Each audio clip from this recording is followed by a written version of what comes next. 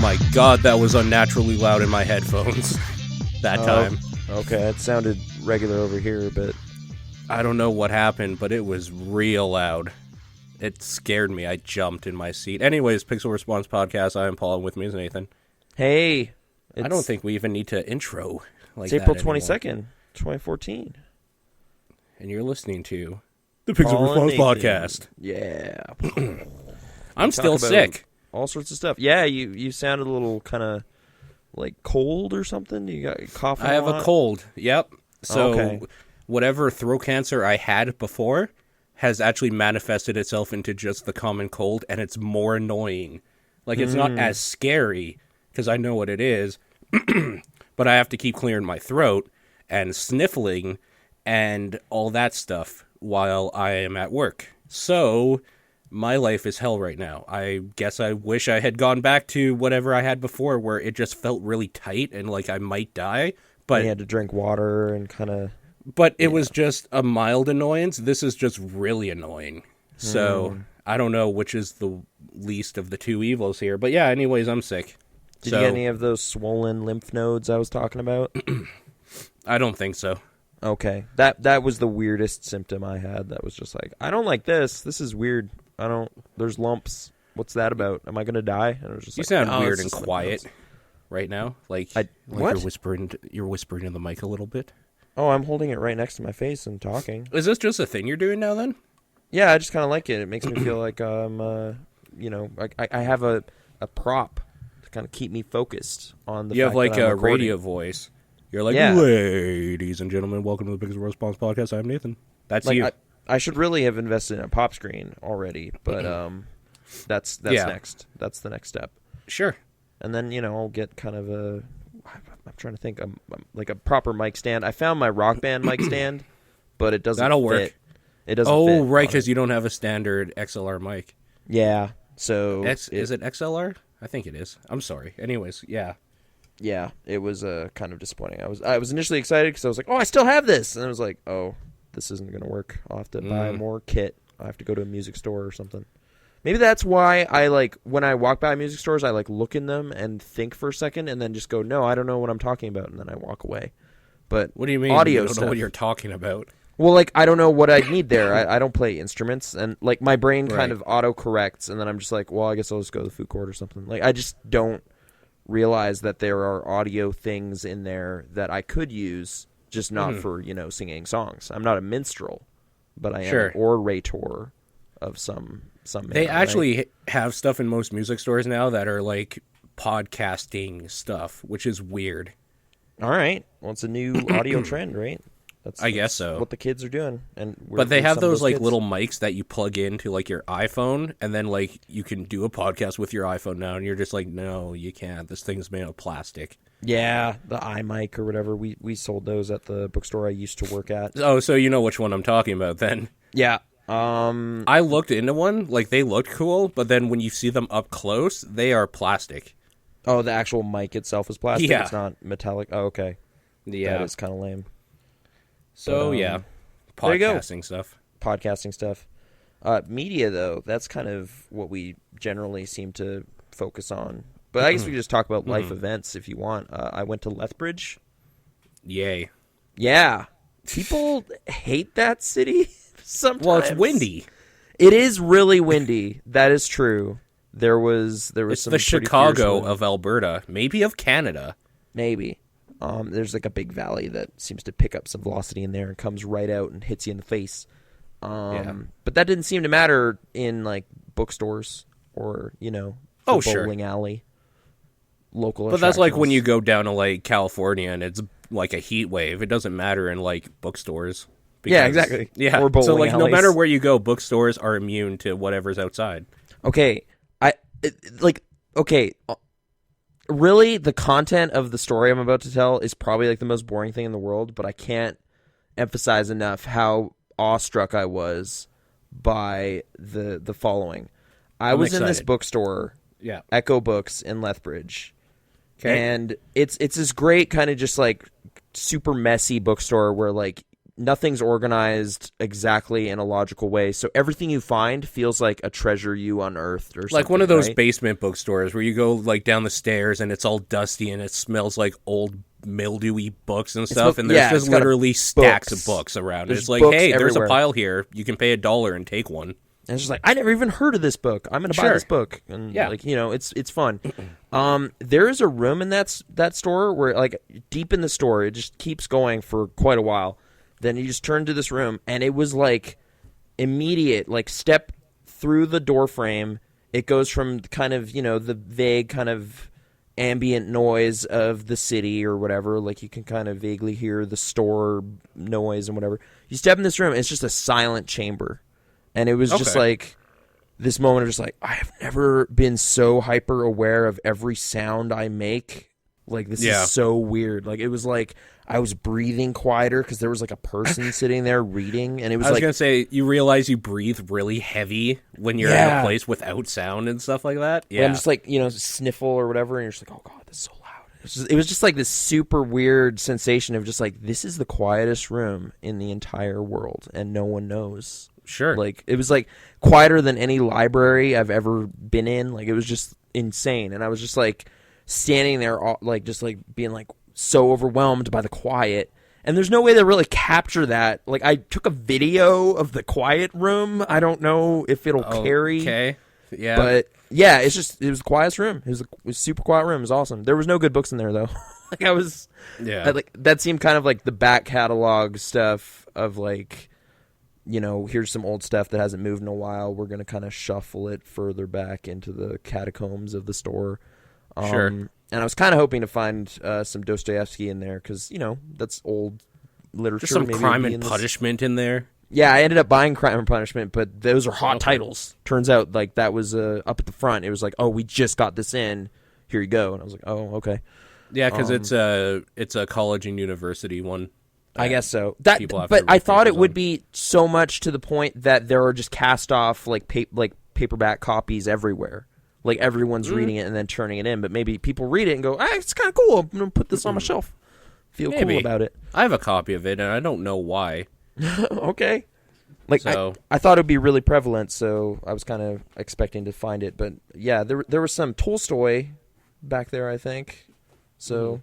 other stuff of that era and ilk, but not that. Anyway, bookstore stuff.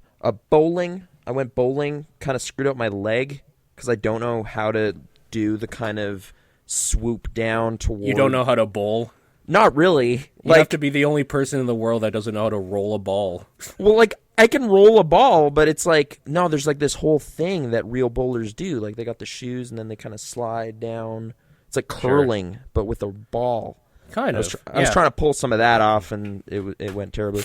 And like, it was weird. I went 1 3/4 games with just kind of really intermittent, like really kind of generally bad bowling, and then right at the end, I just like got a turkey, like just 3 strikes in a row, last frame, last game. It was just like, oh, I'm gonna try this, and it just worked every time. It was kind of like I didn't bend down anymore. It was just like stop right at the line and just kind of release weird. And it just kind of worked out, at least 3 times in a row. So I don't know. Good. Felt cool. okay about that. Not that I'm gonna turn those into serious bowling skills. It was just a nice way to cap off that. Maybe you should though. Experience. Yeah, maybe. You found your calling. Yep.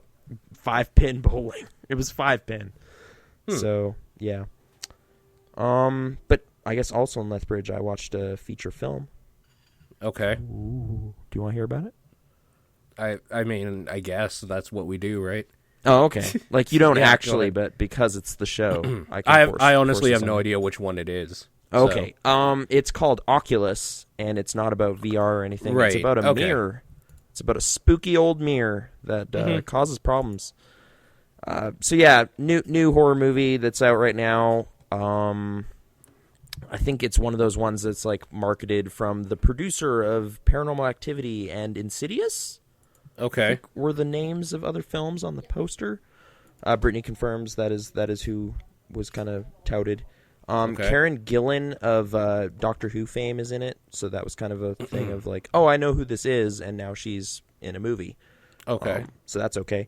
I'm trying to think how I can, like, can express what I felt about it without kind of just getting into all the stuff that happens. But whatever. There's a mirror. It is cursed. Stuff seems to die around it in weird, horrible ways. All right. It has been around for 4 centuries, and like dozens of deaths and like weird stuff is centered around it. And the movie starts with this dude getting out of a mental hospital. He's finally been able to kind of deal with this messed up thing that happened in his childhood. His sister picks him up and is like, oh, yeah, you dealt with that thing? Whatever. We're going to actually go deal with the thing because the thing is a mirror and it's real and you're not actually crazy because it is cursed. And he's just like, no, stop it. I just dealt with all this. And she's like, nope, we're going to deal with an evil mirror.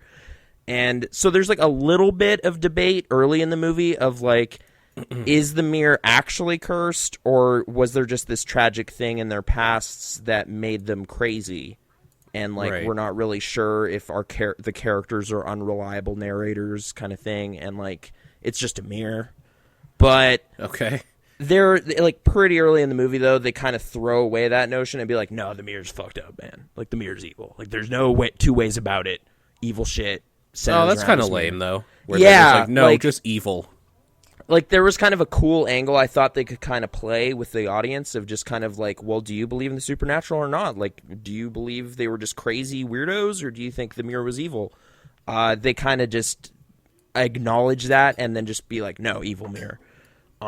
So dumb. Okay. Yeah. Like, the thing I found most kind of cool about the movie was just, like, it's a really economic use of space for a horror movie because it's just, like, a house with the mirror, and the thing that happened in their childhoods also took place in that house, so they're just kind of intercutting between other scenes. Like, it's just, like, from a shooting perspective, that is, like, a genius screenplay of just like everything takes place in this one house. Like it was weird. Like Panic Room was also on at the hotel, and that's like almost the same thing of just like it takes place in a house, but it's still entertaining.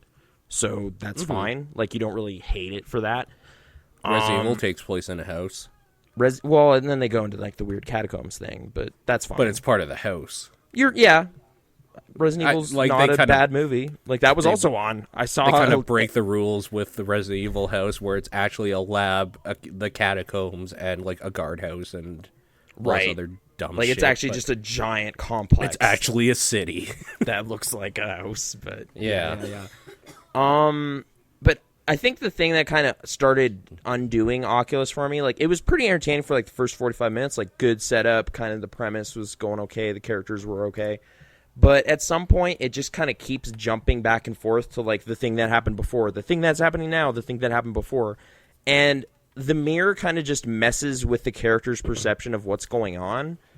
Like, so it's just kind of like they are accidentally hurting themselves or they're accidentally putting themselves in danger because the mirror is kind of making them think they're safe or not or whatever. But at some point, the effect that had on me and the audience was just like, I never trust anything that the movie is showing me because it's probably all not happening. So when something does happen, it's no longer like a jumpy, scary situation. It's just like, oh, was that one real? Oh, no, it wasn't. Okay. Was that one real? No, it wasn't. Was that one even? No. Oh, that one was real. Okay. I guess the movie's over. Like it's just like it just kind of wore out its like thing at the end of it. It was almost like a Boy Who Cried Wolf kind of thing of just like, you know, you can't just keep lying to me visually for like 100 minutes without it impacting its effectiveness over the course of it. So I was just kind of like shrug, leave the theater at the end kind of thing, which was kind of too bad. But some diminishing returns on that shit. Absolutely, like it was like right away, start, and then just kind of starts dissipating over the course of it. So I don't know that I'd exactly recommend it, but. Some solid ideas in there. Yeah, it was okay. Like I didn't feel bad. It's a horror movie. It. Sure, it's a horror movie. I guess there's a short film that kind of kicked off this thing that the same guy worked on that has one of the same characters in it. So okay, yeah. I mean, apparently he has like a whole bunch of stories planned out centered around this mirror. So if it takes off, we might get more mirror movies. I don't know how they'd keep that fresh and interesting, but yeah.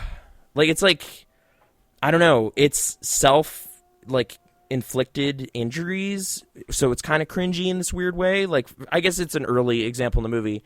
there's a bit where a guy is kind of like mangling one of his own fingers and doesn't realize it. So it's like you get that kind of like, oh God, no, like in the audience of just like, don't cut up your fingernail, bro. That's gross. But he doesn't know. So Event Horizon. Does that happen in that? That is all that movie is. Everything Sam Neill does to himself because he sees weird things. Right. Like the ship kind of, he poked his own eyes out with his thumbs. Yeah, but a little less overt, like, moment of hurting yourself kind of thing. It is just subtly distorting where you think you are. It's almost kind of like a dreamlike thing where you think you're, like that kind of phase in sleep where you're like, forget where you are. Yeah. It's just like, oh, I thought I was there. Or like you're dreaming about your childhood house and then you wake up and you're in your new house and you're just like, what? Like, there's a lot of that where there are people who, like, they think they were just outside, but in fact they just kind of sat down in front of the mirror or something. Like, so the audience gets both of just like, that's kind of weird what that person is actually doing, but in their mindscape they're doing something else. Mm-hmm. So, I don't know, some inventive stuff, but it didn't, like, ramp up. It just kind of petered out slowly over the course of it. Okay. But, yeah, movies. And yeah, a bunch of hotel TV, which that's always special stuff. Just movies that you don't get to choose whether, like, what you're watching. It's just on, and you're just like, yeah, I'll watch Ghost Rider. Sure. Watching Ghost Rider. And then I watched all of Ghost Rider. It was just on. Yeah, Panic Room, Hollow Man. Which that movie's pretty good. It's something, all right. Entertaining. It's different. Yeah. Yeah. Like, it's just kind of an inventive slasher movie with a big budget, but that's kind of crazy that anyone was able to con someone into doing that. But, yeah, I don't know. That was more entertaining than I remember. Josh Brolin kind of battling invisible Kevin Bacon in, like, explosion-filled elevator shafts. Oh, shit, that was Brolin? Yeah, crazy. Josh Brolin. Okay. Elizabeth Shue. Yeah, I don't know. I was entertained by that. And then I guess basically like my shopping expedition the next day was to kind of pick up dumb, entertaining movies in that vein. So I picked up Deep Blue Sea, Identity, which was one of my most reliable films that you can just go back to. Like, all the mystery, but for some reason it's still entertaining to watch it play out, like, every time. It's weird. I've watched that movie like 4 times, and it doesn't necessarily deserve it, but I have it now, so now I can watch it infinite times. And one I've never seen, but I've been curious about since I was like a teenager, 13th Floor. Uh-huh. Have you seen that? No, I haven't. Like, it came out in like that late 90s, like, cyber thriller kind of time, and it's just like, I don't know what this is, but there's like this weird kind of what's it, kind of that grid-looking graphics. What do you call that? Battle tanks or whatever. Sure. Yeah. I don't know. Like Tempest. Vector graphics. Yeah. Like there's just this vector graphic mountain stuff on it. And it's just like, do they go into weird cyber place? I don't know. 13th floor of this building has magic computers. I want to watch it. So, yeah. Those were things I acquired in my magical time in Lethbridge, Alberta. So for Easter. Yes, this was all Easter related. The day of rabbits and chocolate. Yes, that is what it's all about now. Did you do anything for Easter? No. Okay. Why would I? I don't know, just chocolate or something. Just like, hey, I bought. Well, I mean, that happened, but I didn't actively seek it. Yeah, okay. Yeah. And I guess we were just out, so going out to dinner is just the thing you do because there isn't a kitchen in the hotel kind of thing, so. Mm-hmm. Yeah, I mean, there were some good meals had. I had another steak. It wasn't blue rare, though. It was just regular rare. So. Oh, you missed out. Yeah. I think I should insist on blue rare from now on. It kind of creeps people out that I'm eating. Why? With. I don't know. They're just like, that's probably dangerous. It's like, it's not. It's dangerously delicious. It's really good. It's dangerous that I love it so much. Yeah, like I might get too greedy eating it and then choke on it or something. Like that could happen. Yeah. But I'm going to chew carefully. And just or I might start looking at people like they're giant blue rare steaks. Like Hannibal. Yeah, exactly. That's how it starts. Yeah. That show's pretty good. I'm confident in saying season 2 is better, and it's actually becoming a really quite fantastic show. I hope it gets renewed. But yeah, I just have to put a little plug in there to any of our listeners. Like, go watch that show. Legally, Go watch it. So that NBC goes, oh, people care. And then there you go. Then I'll get season 3. Go do it. Community also. But yeah, that's... But less so. I think it's safe right now. Yeah, probably. Yeah. I mean, season 5 ended. We watched the finale and stuff today. It's pretty good. It was a good season. I don't know. Have you been watching it again or no? No. You can just skip season 4. It's okay. No one's. I probably will. Yeah, just skip it. Just pretend it never happened.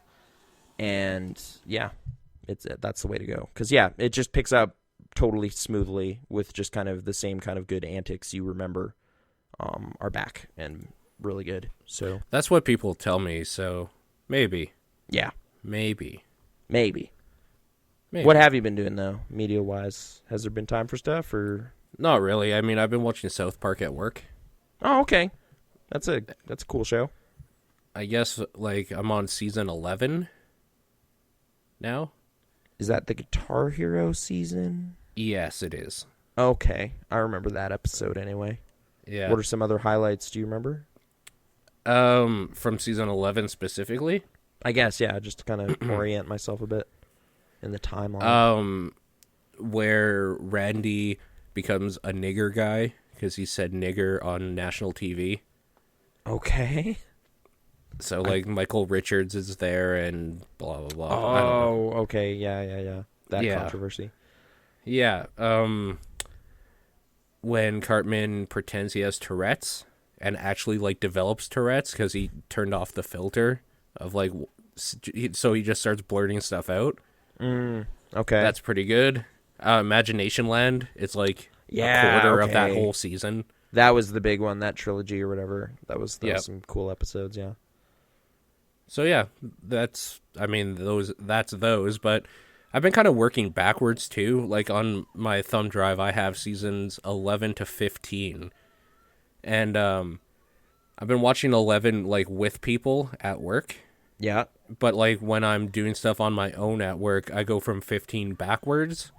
Oh, okay. So then like I'm not watching the same shit over and over again. Mm-hmm. So And you'll meet in the middle kind of with the other watching. So, okay. I mean, I technically watched most of season 15 and season 11 so far this last week, I guess. Okay. And in season 15, there is an episode called You're Getting Old. And the basic premise behind it is Stan turned 10. And as he's getting older, things are literally looking and sounding like shit. Like, it's sounding like the music he liked before sounds like somebody taking a shit, and like the movies and stuff he liked before. Yeah, like it all looks like shit and stuff like that. Mm-hmm. And this got me thinking about us. Yeah, our kind of weird, bitter nostalgia campaign that has started to happen. So I don't know how legal this is, but I pulled some clips. Okay. I mean, 30-second audio clips, or these like 5-minute bits? No, they're about 30 seconds. Okay. So here's the sorry. iTunes sampling law that to me says it's totally legal. Right. But yeah, they go to 90 seconds now, so I think we're fine. Okay. This is you brought a clip. I brought 3. Okay. Clip. So here's the first one. Oh dear. I think I know what this is. You see, Stan, as you get older, things that you used to like start looking and sounding like shit. And things that seemed shitty as a child don't seem as shitty. With you, somehow the wires have gotten crossed and everything looks and sounds like shit to you. It's a condition called being a cynical asshole. Oh no. Yes. And there's no known cure, I'm afraid. Everything just seems shitty and everyone starts to seem shitty and everything they say just starts to...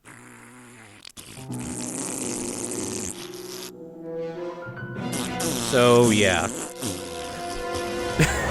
Who is it that's explaining that to him? His doctor. He's wondering why he sees shit everywhere. Okay. So that sounds like a solid conceit. I don't know. I should probably watch that. It's pretty good. We'll go to the next clip here now. All right. Hey guys. Hey Stan, what did the doctor say? He said I have cynicism. What's that?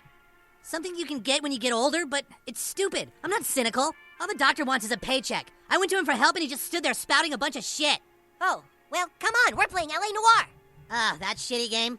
Who plays video games to listen to a bunch of characters talk and press the X button? Oh, ask him about the murder now, Cal. Yeah, we got him. How can people say this game is cool? It doesn't even matter what choices you make. We're gonna level up to detective. That's such a shitty device to keep people playing. So, yeah. It's a weirdly specific call out. Yeah, but, they're playing okay. LA Noire. It's probably the game that came out at the time. It's weird. It's like I played LA Noire then and then tried replaying it. And you think the exact same things, Kind don't of. you? Well, because like I've been down the path already, so I know the choice isn't mine because I'm trying to make the other one, and it's like, oh, never mind then. This is all just the same thing. Right. Like, yeah, it pulls you through one time through that story, but then doing it again, you're just like, I know where this is going. Like, this is not really worth the trip this time. I'll probably just drive around LA one day. But yeah. Yeah. Okay. So here's the last clip. It's very short. That looks pretty good. How can you say that looks good? Shh, you're doing it again. There you go. Okay.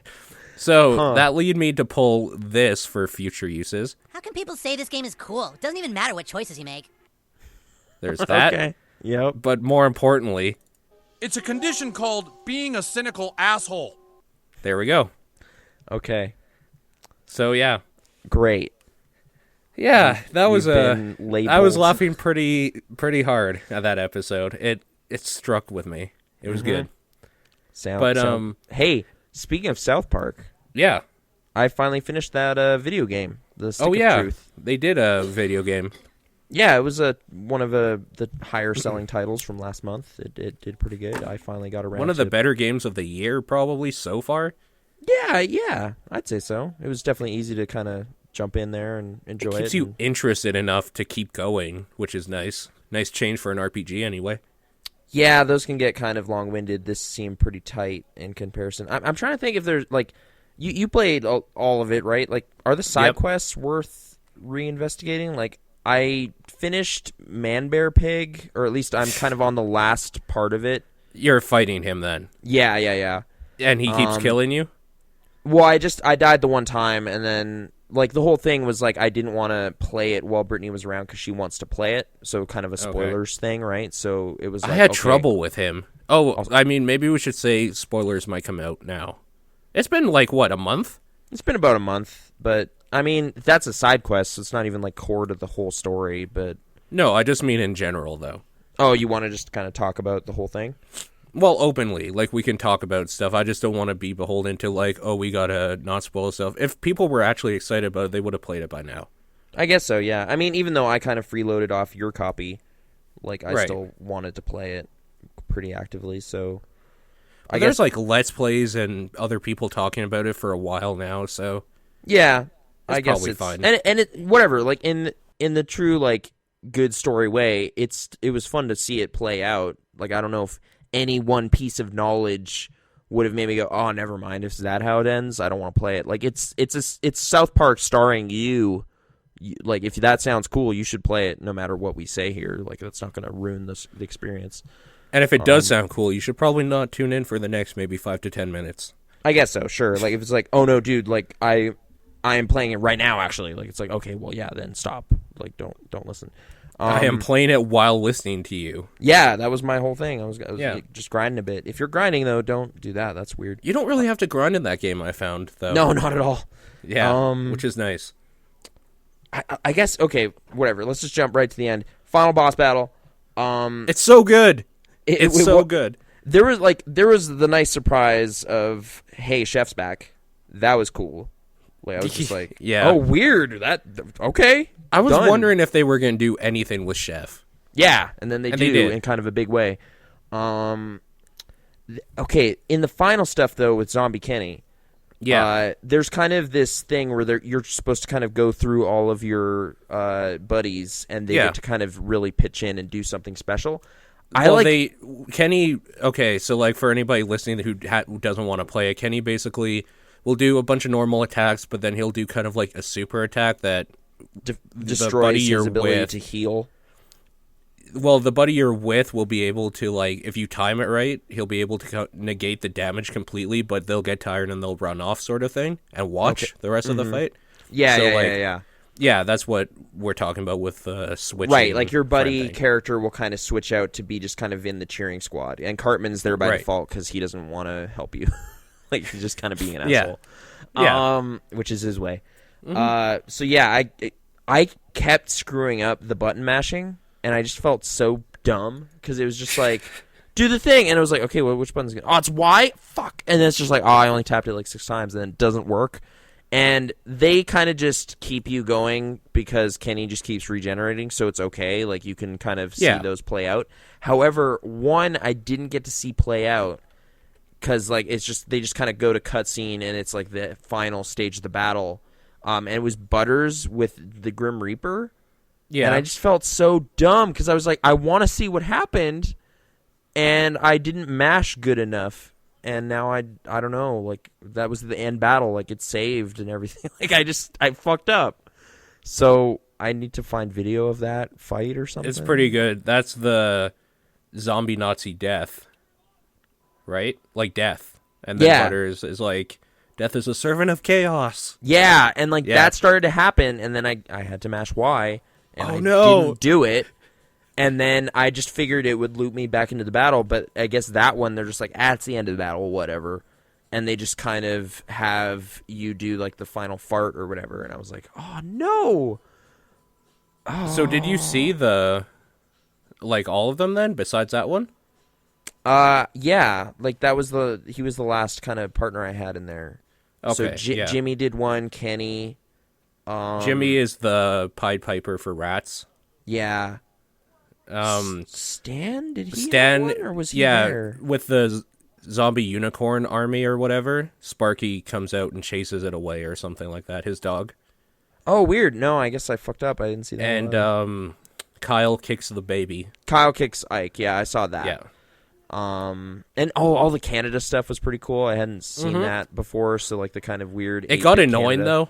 I got annoyed with just, like, that style of moving around the map and stuff, and then, like, talking to everybody.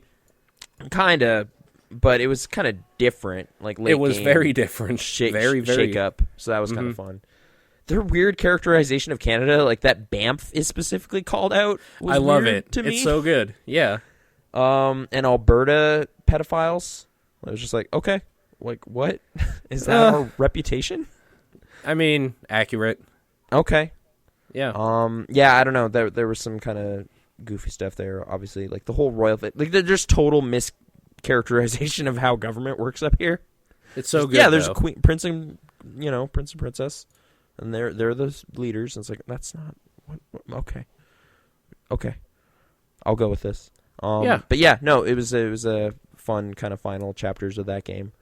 And yeah, overall, totally enjoyable game. And it's kind of great to me that game, like, it just looks perfect. Like, so it's like kind of already I can say it's probably a timeless game. Like 10 years from now you could play it and it's like, well, it looks like South Park. Like, it just looks exactly like South Park looks. So whatever. Like, or maybe looked back 10 years ago. Well, whatever. South Park has looked the same, like, this whole time. I guess unless South Park radically changes its style, it'll kind of hold up. I mean, maybe loading times will be like the one thing you'll notice of just being like, oh wow, right, loading times, weird. But were they bad? I don't remember. No, there just are some. Like, that's all yeah. I mean. Or, like the fast travel system, like, it just kind of loading screen and then you're back, kind of thing. Like, there's just little things, but oh right, it was a map, right? Yeah, For, like, a lot of the map stuff requires some, or even, like, you can kind of go into the sewer area from the overworld map, but then there's a hard loading screen if you go down a certain ladder. Like, just little places where loading pops up. That, I'm not saying it's a bad thing. Loading is a thing we are used to now. I'm saying in 2025, when the 10th, 11th anniversary edition comes out or something, the 11th anniversary, because 2025 is a better number than 2024. That's the only reason I kind of... And we download everything on our Google Fiber at 100 megabytes a second. Right. And yeah, you're playing it on a mobile device at that point, probably. It'll be on, Google Glass 3.0. Yeah, exactly. Oculus visor. I don't know. I don't even After know Google buys out Facebook and then acquires Oculus? Yeah. Just like Google Glass Oculus? Sure. Edition? Who knows what's going to happen? Anything could happen. Like Disney They just owns all of it at some point. Like, Google should buy everything on the internet because they have servers. Do you want that, though? Yeah, sure. Okay. I wouldn't mind them buying Facebook if it meant that they just killed Google Plus for it. Okay, like instead of trying to keep that like lame horse going, they just buy the thing everyone has already. Right, exactly. Like, fine, we tried to make our own social network, but fine, whatever. We'll just buy the biggest one there is. Well, You didn't think we could the thing afford I it, want but them we to did. do is buy Twitch and make it not terrible. Server. Oh, that would be cool. Okay. Yeah. There you go. Twitch, this hot new trend going on. Google, maybe look into it. I mean, you bought Nest for some reason, so, you know. Well, I mean, and they bought YouTube. So it's like... That YouTube was a good buy, YouTube- though, in retrospect. No, for sure. But, like, YouTube doesn't do the streaming video thing very well, so you should buy the thing that does that very well, which is Twitch. The only problem is they're too cheap to upgrade their servers or something. Yeah. I don't know. That's just what I think. Google should just buy that stuff and then let them use their infinite resources of internet, basically. They're building even more internet infrastructure kind of stuff, so eventually it'll be way faster. I don't know what that means for the future, but it's probably pretty good. It means it's looking pretty good. Yeah, just streaming all sorts of stuff, like just nothing. Downloading Mortal Kombat on the Vita in like 5 seconds and playing it. Remember in The Cable Guy, where he's Yeah. he's basically talking about the internet? Yeah, and Mortal Kombat is a specific example. You could Just be like- playing with your friend in like Taiwan or something, or in China. Vietnam. Yeah, Vietnam. It's yeah. Vietnam. But yeah. Yeah. No, yeah, called that was a pretty forward-looking movie. Jim Carrey. Turns out he was a prophet this whole time. He knew. Number 23 in stores now. Yeah, that movie. I saw it in theaters. You went to the theater for that, huh? I did. I had an okay time, but it's not, like, good.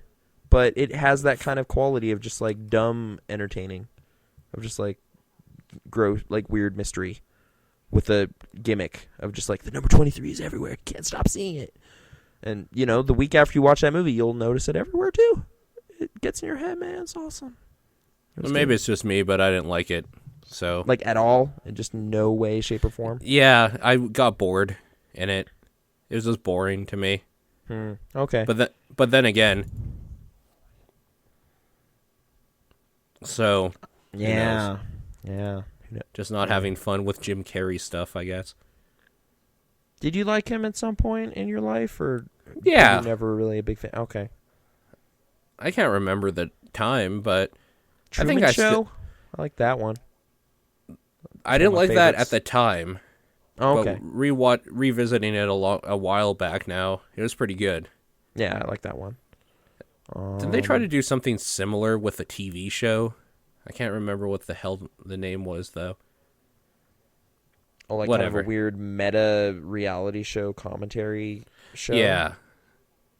I don't know. I'm pretty sure they were doing that or did that. I don't know. You know what? It really doesn't matter. Okay. Yeah. Did you ever see The Raid Redemption? Yes, I did. Okay. But not the Raid 2, if that's what you're getting at.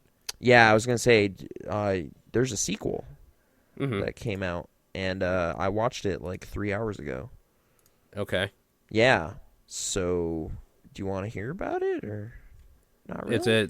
Is it like the same movie, basically? No, well, no, but there's fight scenes and stuff, so you can tell it's the same kind of stuff. But okay, like I mean, it's the same characters and whatever too. Okay. But whatever. Like the first movie, I felt like its best asset was its kind of pure focus of just there are cops in a building full of bad dudes, action, and then there are fight scenes. like And- Dread, only with fights. Yeah, not with like just guns. fast-paced, crazy fights, and also guns in the fights, and stabbing, and then more punching. Like it's just it's pretty fast-paced. Like even going through it again, like on Netflix, where it's just kind of like, yeah, there's talking in this part, skip. It's still like every 10 minutes there's some craziness going on. The Raid 2 is 2.5 hours, and there are like a good number of fights over the course of it, but the pacing is definitely more intentionally kind of like, no, we're trying to tell you a crime story here. You know, we got it kind of, you know, this son who isn't happy with the way his father's running the crime family. And there's this other gangster, and they're kind of working on a coup, and then the Japanese gangs are kind of interested. And there's this cop who's undercover, and he was the guy from the first movie. He's going undercover in the gangs, and he goes to this prison. And it's just like, the whole time, it's like, this is reasonably well done. Like, this is an okay thing. This isn't why I'm here. Like, make with the punching and the kicking and the fighting. Oh, there it is. Sweet. Oh, it's over already. Okay, they're setting up some more story stuff, and the guy's talking. Oh, dude, there's a car chase. It's awesome. Oh, okay, and the car chase is over, and they escaped, and now they're just kind of talking about how sad it is that he betrayed that guy, and like, I don't know. It's just like, I am okay with crime movie stuff, but like the best thing that Gareth Evans, the director, is good at is like crazy, visually crazy fight scenes. So anytime those aren't what's happening, like it's just kind of a little dialed back. Like it's not as adrenaline pumping as the first movie because it's like there's more lulls in it. And like the style kind of stuff that is kind of being developed, like it's pretty good, but it also kind of seems very like it's. Here's the thing. I'm going to say Tarantino inspired, and I know Tarantino takes stuff from other stuff. But this seems very much taken from his riff on that stuff or something. Like, just kind of assassins with weird signature weapons and just kind of, like, casual extreme violence and stuff. Like, it just kind of... There were moments that reminded me of, like, Reservoir Dogs and, like, Kill Bill stuff. And also Suda51 games. Okay.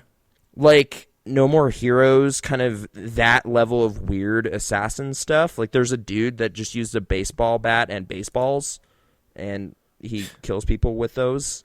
All right. And there's a lady who is, like, you know, wears shades, and she's blind in one eye, and she has two hammers, and she just hurts people with them. And, like that stuff's kind of just entertaining, good old, like, martial arts movie crazy stuff. But that's, like, pretty deep into the movie where that gets kind of started up. Like, there's a lot of setup. And I don't know. Like, I guess overall I had a good time. Like, it was a pretty good movie. Like, it's a stylish crime movie. But it's harder to recommend, like, full force, like, than the first movie. Because, like, it's just like, oh, dude, like, if you want just, like, a lot of action in, like, 2 hours, the Raid Redemption has a lot of that. Whereas this is, like...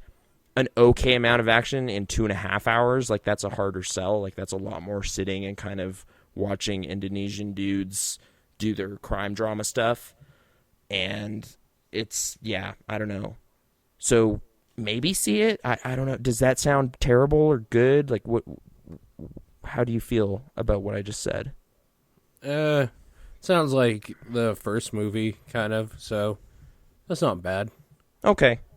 Yeah. There were noteworthy action sequences in it that are probably worth seeing if you're into that kind of stuff. But like I kind of get why this doesn't seem to be riding as much of a hype wave as the first one, which was just like this very focused. Everything's happening in this one building. Go, and just a lot of cool stuff happens. This is more kind of drawn out and like not as there's no iconic setting where this takes place. It is just the streets of some city somewhere and like some weird buildings that gangsters do business in with red carpet. Lots of red carpet. A lot of red carpet. Yeah, well, it makes sense if you're gonna spill blood, so yeah. And I guess there were a few scenes where it's just like the logic doesn't quite like, it's like there's a scene where a dude is just kind of stabbing these guys and then kind of talking about business with his business associate as he's doing it. And it's just like, why would those guys just kind of sit there and get stabbed? Like, why wouldn't they try to get away or fight or anything? Like, it's just like, it makes the scene weird because it's like, oh, like, how accustomed to violence are these guys? But you're just like, the whole time I was just like, they're not, like, they're only tied, their wrists are tied. They're not gagged or anything. There's no guy here with a gun. That one guy has a cane. Like, they could probably team up and, like, fuck up these dudes and get the fuck out. Like, this doesn't make any sense. Like, there's like a few moments where it's like style over logic of just like, oh, isn't this weird? And it's just like, yeah, it is weird. Like, dumb weird. Gareth Evans. Think about it. Calling him out. Yeah, maybe Raid 3, if they do that, they should not do stuff like that as much. Should not suck. Yeah, maybe. Jeez. Cynical. Anyway, it was yep. Yep. We're all infected. All of us. From the age of 10. That's not true at all. No, it's been a kind of more recent thing. But hey, sometimes old stuff is actually pretty good. I finished Chrono Trigger. Okay. Do you want to talk about, like, it's weird. I tried to talk about it on Top Down. No spoilers allowed, apparently. So, no, we'll do spoilers. Yeah. Because I can't remember a lot of it. So, I mean, this is your show here. Okay. Chrono Trigger is an RPG by Squaresoft. They actually teamed up with some Square Enix dudes even back then, which is kind of crazy. Spoiler. Rather, Enix dudes. It's about time travel. There's this evil entity called Lavos that travels to planets and just kind of eats them or destroys them in some way, rains fire down on the surface and just ruins stuff. So ultimately, you're trying to stop that from happening, and you're kind of meeting different characters along the way who are also interested in not having their timeline totally fucked up by this evil monster. Well, I mean, it has happened in these timelines or whatever, so you're trying to make it not happen. I don't know. Parallel universes, kind of. Right. Like, jumping to different time periods and kind of, things echoing the events in other timelines. And, like, relatives of later timelines that you meet and stuff. Like, it's kind of cool. There's, like, really early in the game, there's, like, basically the Back to the Future dilemma of, like, oh, wait, your friend, she won't exist unless you do this because her parents won't, like, her mom's going to die in this timeline and then she'll be done. And you're just like, oh, geez. Right. So she fades out of existence and then you have to go to this dungeon and rescue her mom. That's pretty early stuff. But I don't know, cool cast of characters. I was maybe hoping that Magus had a little more kind of dialogue and stuff once he joins you guys. I don't know if you remember, like, he's kind of just this brooding, badass kind of dude when he joins your team, and it's like, I don't know. There was specifically one moment where you go to this area in 12,000 BC, and the cat he had as a kid will start following you around if you have Magus in your group. Yeah. And I kind of wanted there to be a heartwarming scene where Magus is like, oh, no, I don't think. I think he lost his soul. It's my little buddy. He just doesn't still care. Here. I got sucked through that time portal, and here's my cat. This is amazing. And he's all business. Yeah, I don't know. I was maybe hoping Magus kind of shared some thoughts a little more. Like, there's scenes with, like, the whole group, and, like, they're all kind of, like, talking about how they've grown together and all this stuff, or, like, what they need to do, and then Magus will just kind of, like, shrug or something. You're just like, what? Come on, man. Like, lighten up. Wasn't that bad what happened to you. Jeez. Yeah. Like, your sister... Yeah, well, I guess he's looking for his lost sister, right? Like, that's kind of the way the game ended for me. Yeah. I think I got... Scala or whatever? Yeah. Shala. She was kind of a sorceress. I think I got the ending that is considered, like the true ending of the SNES version, but I guess there's a sadder DS version that has, like... well, I guess they... According to John, there's an ending that ties more directly into Chrono Cross, which... I've never played Chrono Cross, so... Okay. I played it a bit on the PlayStation and stuff back then. Did you love it? People love it. Do they? Some people hate it, too, because it's not at all like Chrono Trigger. It was definitely weird to me to, like... I started playing it, it was just kind of going, and then I was like, oh, man, I'm kind of stuck at this part. I'm going to check this guide. And then I was blown away by, like, how weirdly, like, branching that game is in terms of your party. Like, there are so many potential party members in that game that it was just like, oh, okay, like, I basically got lost in this strategy guide of, like, I couldn't find out what I was supposed to do with my 3 characters because there's so many characters. And I was just like, oh, this is crazy. Like, this game is so horizontal in terms of, like, options. Who did you roll with? I found, like, a weird voodoo doll. He was in my party, and I thought that was pretty cool. And I don't know, like, the the main two people. I don't remember. I remember the voodoo doll. I need to play it again. Who are the main two? Chrono and who? Oh, Chrono's not in Cross. No, okay. I thought we were talking about Chrono. Oh no, I was talking about Cross. There's a weird voodoo doll in Cross. In Trigger, I ended up fighting Lavos with Chrono, or rather Krasno. That's his name. Frog and Magus. Those are my guys. Okay, you went medieval. Yeah, they were all from, well, two of them were from that timeline, and but Chrono has a sword, so he's medieval too. That's how I look at it. Okay, why not? Sure. I just kind of had attacks I was really used to, and I was kind of doing okay in the Lavos fight. I basically attempted the Lavos fight before I really should have. I was like level 46, 47. Yeah. And I was like, I could probably pull it off. Like, whatever. There's not a lot going on anymore. Turns out there's this dungeon called the Black Omen, which is pretty important, and I didn't really realize that was a thing to do until I'd kind of failed at fighting Lavos like 5 or 6 times. And then I was like, all right, well, let's go to this place. Oh, this is like a huge dungeon. And then I played through all that, and by the other end of that and a bit more kind of just messing around, I was like level 56, and the ending was easy as anything. It was stupid.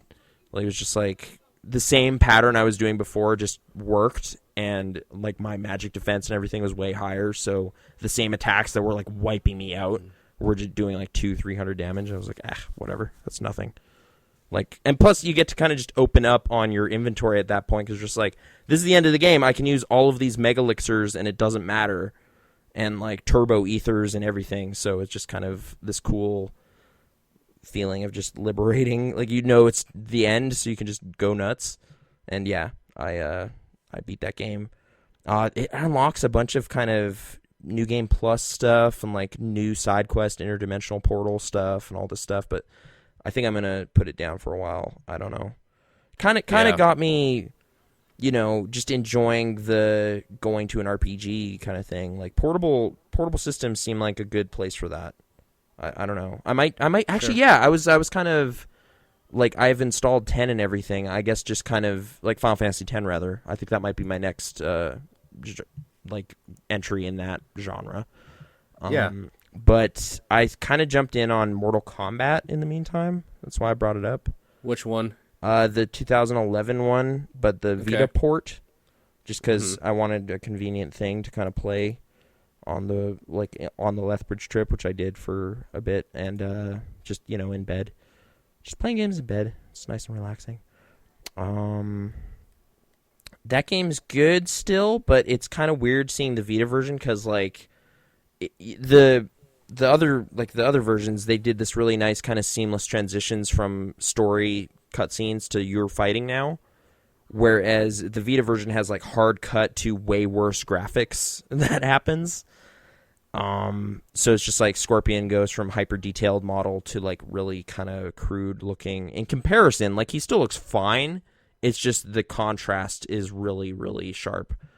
So yeah, it's a little weird, but I generally still really like that story mode. I maybe find it kind of annoying whenever it does you have to fight both of these characters and you only get 1 life bar, and it's just like, this just sucks.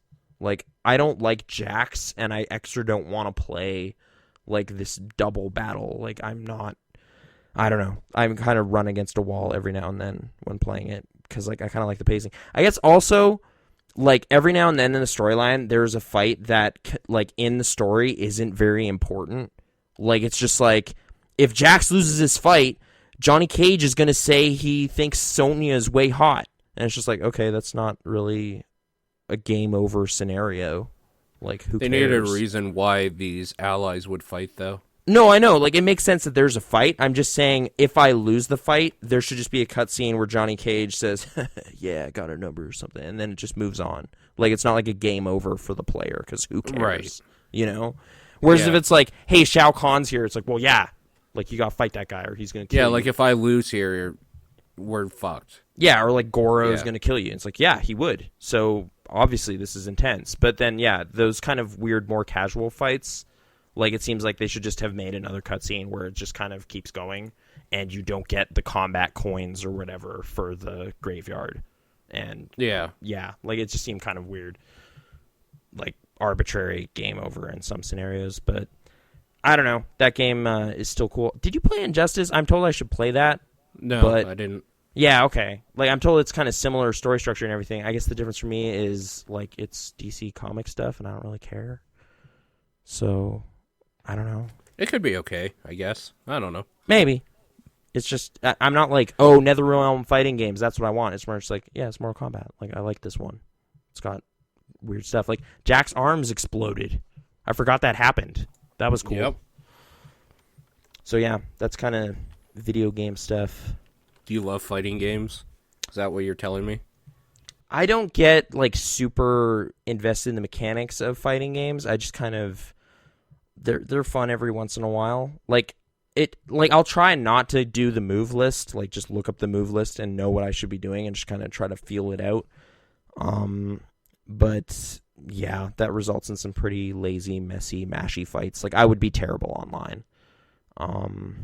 Yeah, single player. Yeah, I guess I've been kind of weirdly interested in playing single-player fighting games for, like, at least 10 years. Like, I picked up Virtua Fighter 4, like, Tekken 5 and stuff just for me playing it.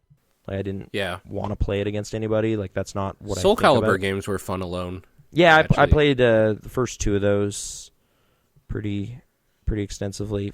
Like, 3, no one ever talks about. I don't know if it was good. It's okay. I have it. Like, it had, like, kind of a weirdly in-depth single-player mode, right? Like, you're kind of moving pieces around an overworld map and stuff. Wasn't there, like, a strange... I don't remember that. I remember the character creator mode a lot for some reason, but... Yeah, there's a lot of character customization. And then, like, 4, the story was, Star Wars crap's in it. And that's the thing. Well, that came a little bit later, but yes, essentially. Well, like, it was day one in the game. Was it? Yeah, like they're on the box. Like Darth Vader is on the box. Well, maybe. And Who gives Yoda. a fuck? Soul Calibur fans, I don't know. I'm just saying that's a thing. And then Soul Calibur 5 exists, and I didn't even know that. Like I was like, in a store and was reminded that Soul Calibur 5 was a game that exists, and I was just like, wow, that a lot really... of people didn't care about that one. Yeah, is it good? I don't know. I bet it's fine. I bet it plays great. But whatever. The one kind of I was thinking about again recently was a DOA 5. I heard has like the most ridiculous story mode, and that's like that's music to my ears. Like it's like, oh, that sounds great. Like they try to explain this convoluted weird timeline and like wonky Kasumi clones and all this stuff. Like apparently it's kind of really really entertaining in that dopey way. So I played a lot of DOA 2. I'd be okay with jumping into DOA 5 and just trying to figure out what the hell happened. Mm-hmm. But yeah. So yes, I like fighting games, but not for competitive reasons at all. Like it's Did like, you ever play this is Justice so well League balanced. Task Force? No. On the SNES or the Genesis? Is that a Justice League fighting game? It is original Injustice. Oh yeah. Okay. Yeah. It was one of my favorite games. 95. Okay. 1995. And it's not like Anyway. a side-scrolling beat-em-up. It's like a fighting game. It's a fighting game, like Aquaman versus Superman. Okay. Cool stuff. Do you have it? I don't. No, Okay. I always rented it. What's it called again? I guess I can keep an eye out for it. It's called Justice League Task Force. Okay. You'll know it's the right one when you see Superman, Batman, and Wonder Woman on the front cover. Okay.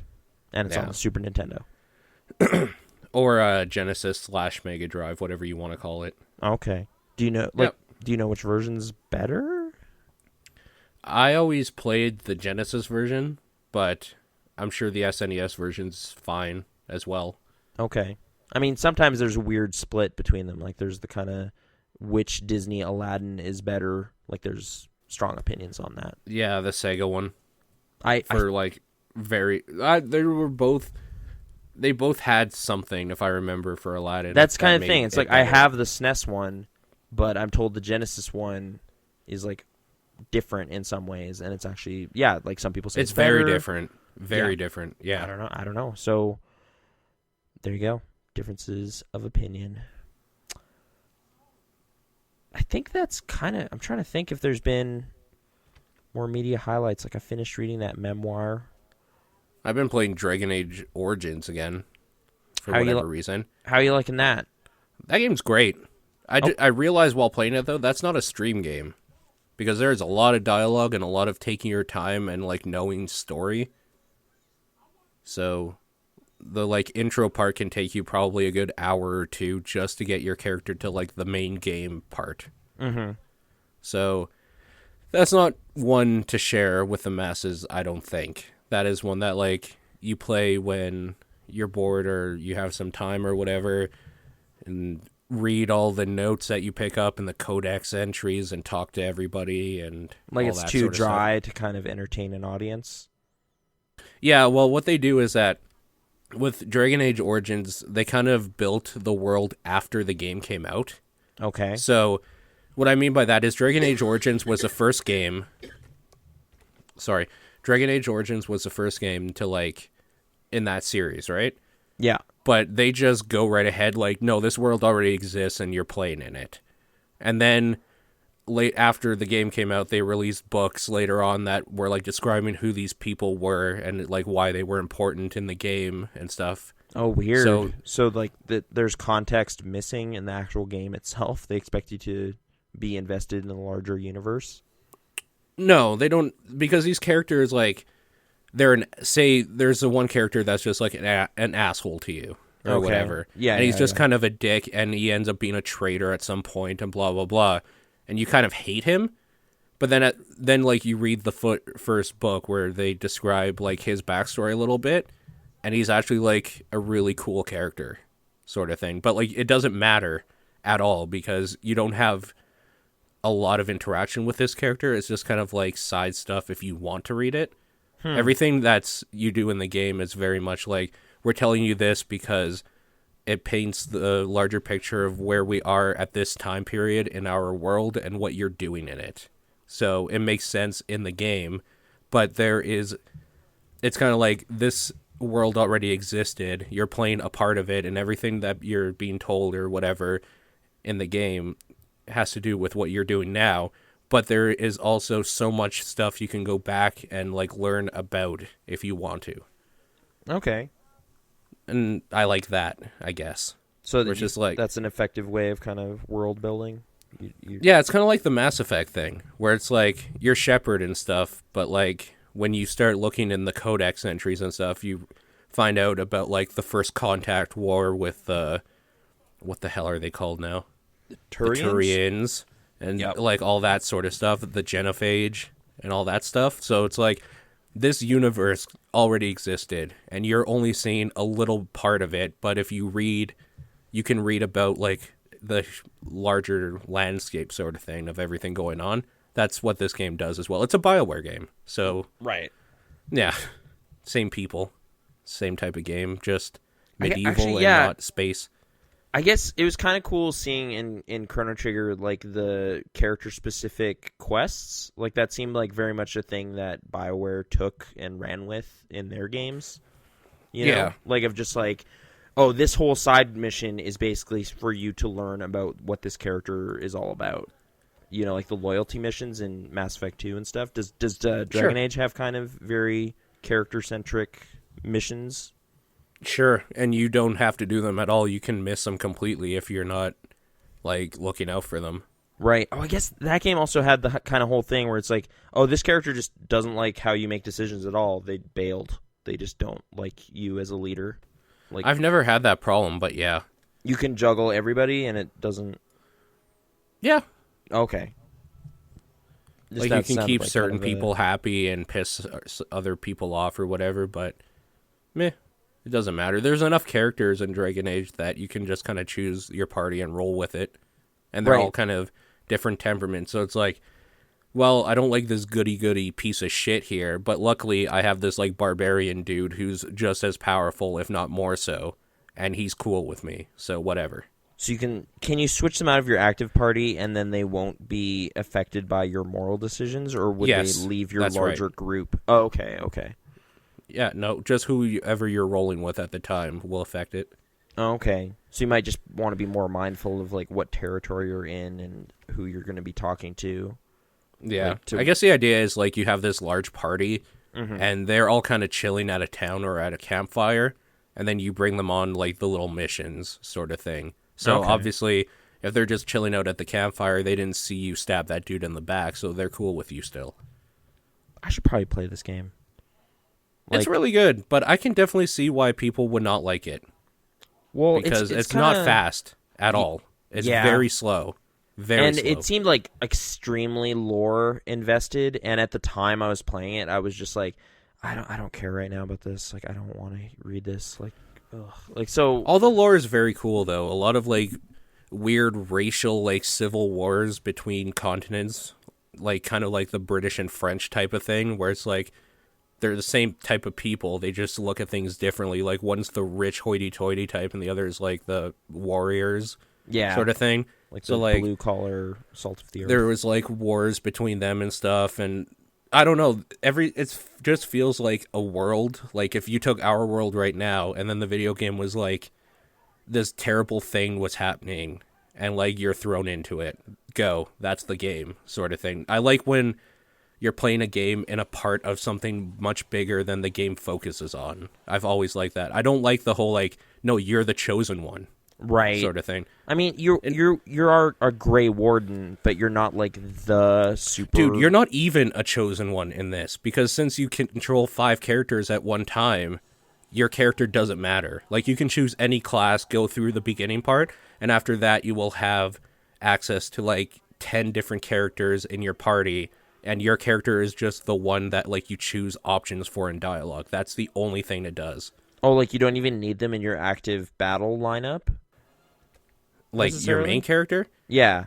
You always need your main character in the active battle lineup, but you always have other classes and characters to play when you're battling. Like, you can switch between all of them and control them all normally. I guess my other kind of question would be, like, does this game provide a satisfying enough experience in and of itself without me needing to then play like Awakening or Dragon Age 2? Like, is it satisfying on its own?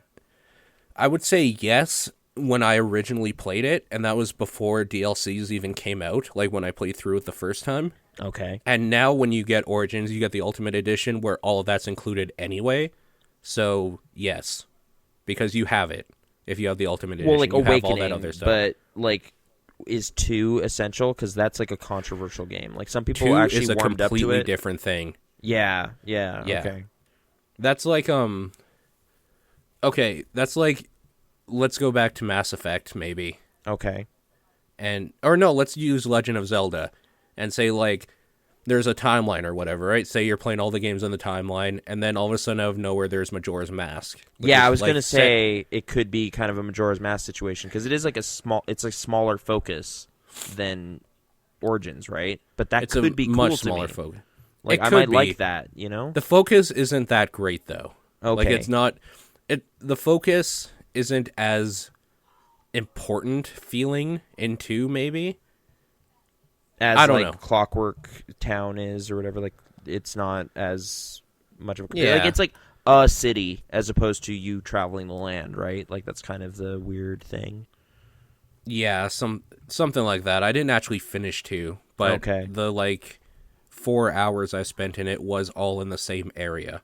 And was it more action heavy combat? Was that kind of the other thing? It was easier combat. Okay. If that makes any sense, like you could use like a controller kind of fine stuff, with or... it. Okay. Not necessarily, but yeah, like more so, definitely. Where Dragon Age Origins kind of did that too with the console versions when you're using a controller.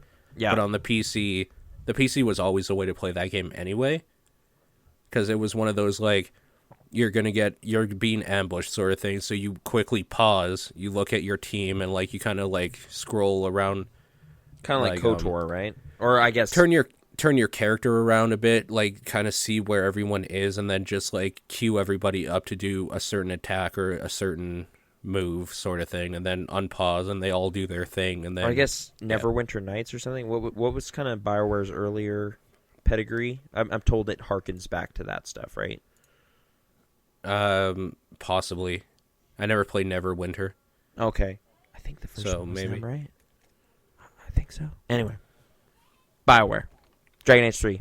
Inquisition. It's coming out, yeah, October 7th. Yeah. So, if I'm going to play it, it should be in the next 5 months. Get ready. Wet my palate.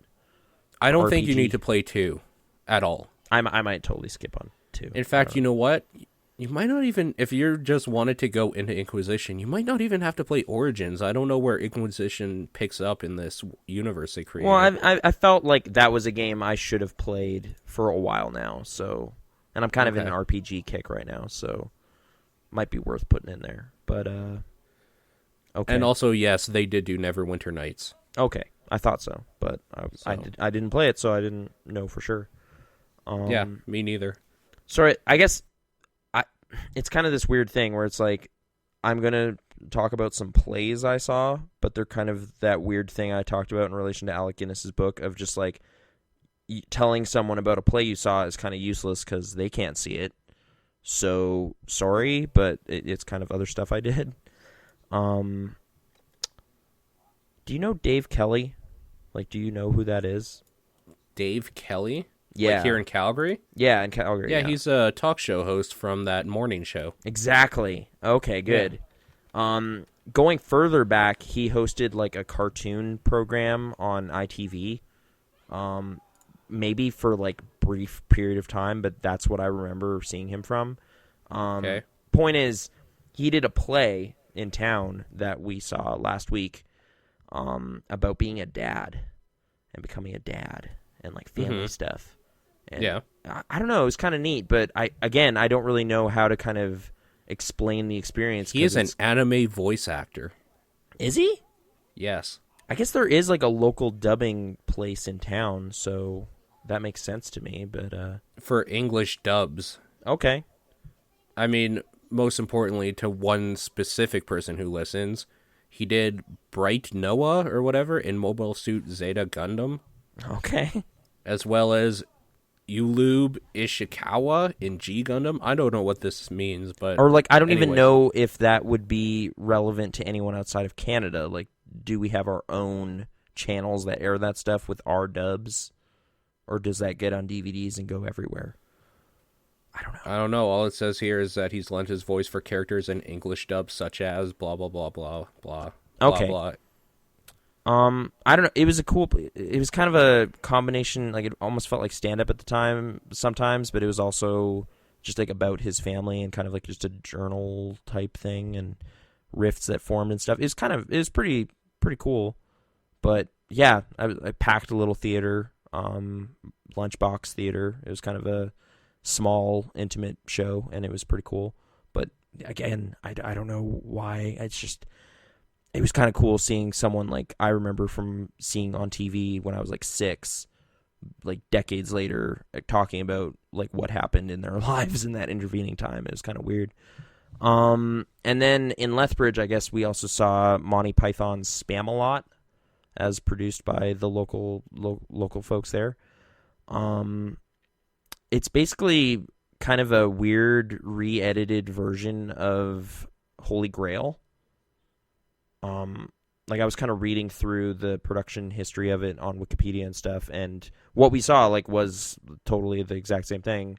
But it's kind of like they changed the movie to kind of just keep flowing, but they also kind of snip parts out. Specifically, there's like parts in the movie, like there's a big long scene where a dude is like the King Arthur's talking to this guy named Dennis about monarchies and government, and it's just like a total tangent in the movie. Like, it's just a funny bit of dialogue, but it doesn't go anywhere, really. It's just kind of its own standalone thing. In the play, they make that character Galahad, and after that discussion, he joins their group. Like, they kind of make these kind of once tangential joke scenes also roll into the plot to kind of justify their existence, which I thought was actually a kind of good idea. But then, yeah, on top of it, there's just kind of more singing and dancing. They kind of roll in songs from other Monty Python stuff, like Always Look on the Bright Side of Life is in there from Life of Brian. Do you care about Monty Python? Like, am I just talking to nothing? Not really. Oh, but okay. it's fine. I'm listening. Okay. Yeah. But yeah, I don't know. It was a pretty lively performance and everything. Honestly, like my one kind of thing that I just seeing plays again, like one of my metrics for like how I'm judging acting quality in plays is honestly just, can I hear what you're saying? If yes, good acting. If no, nope. So well, I mean, the good actors, like the actual good ones, can make themselves be heard. Yeah. While also expressing. Yeah. No, I know. Yeah, like I mean, there's definitely nuance to it. But if I can hear you in the audience, you have major bonus points over kind of people reading their lines a little too quiet.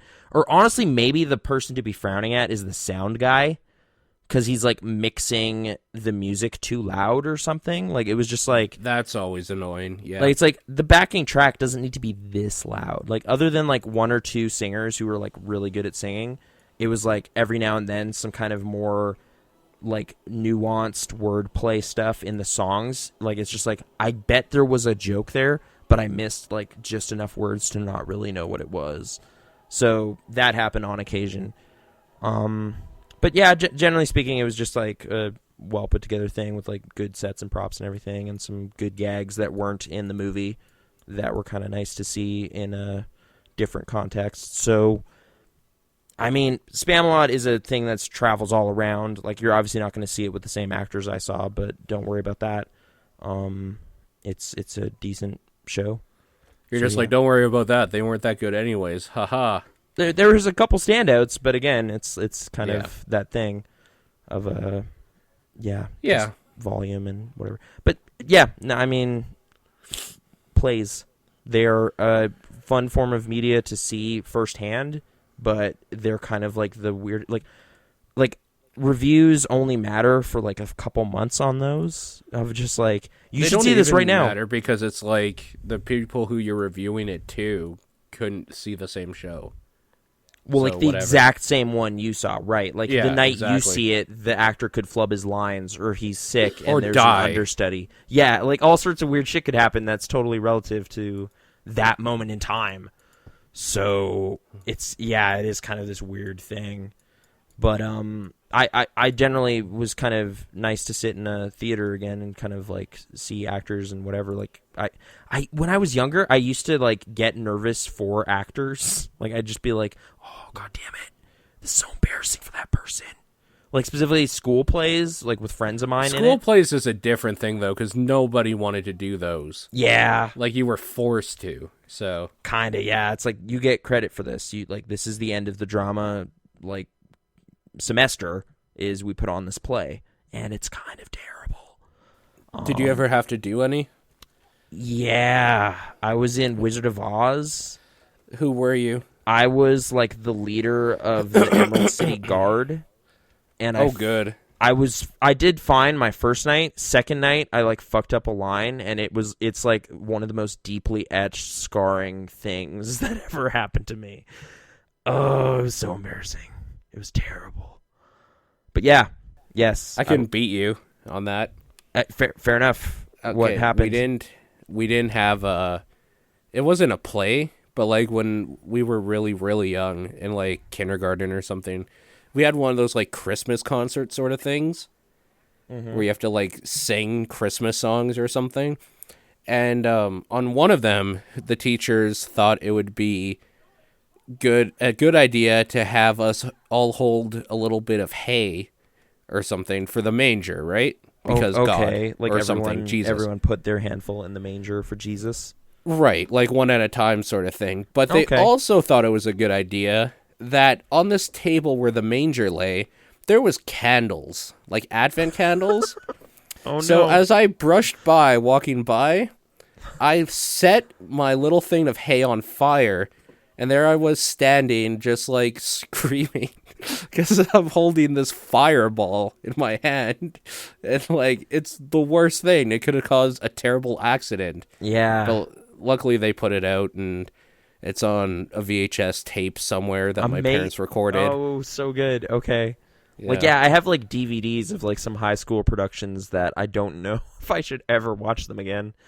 But Yep, those exist. Yeah, no, I just kind of flubbed a line, and then rather than just roll with it, I just started the whole scene over, and it was really stupid. But yeah, I didn't accidentally burn the theater or anything, or even risk that happening. So it wasn't really my fault though. Like when you put kids, candles, and something like flammable material together, that's asking for trouble. So like hay, out of all the things, really dry. Hay. It's like hay is specifically made for kindling, basically. Yeah. It's like, fucking idiots. Whatever. Anyways, trauma, fire.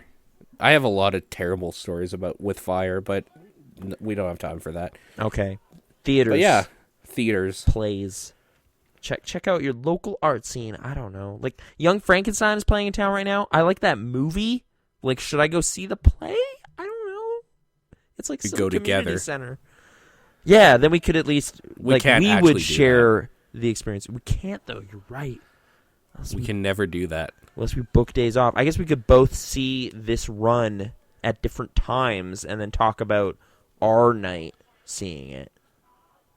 Yeah. Desynchronous. Anyway, the only true review really, because we saw different nights. You don't like get as many sample groups as you can, like a critic from each audience, and then be like, overall, that play was actually good. That was actually a good one. Or like it had its good moments, but overall it was garbage, and the people that do plays here should probably not do that anymore. Yeah. I don't know. It might happen. You never know.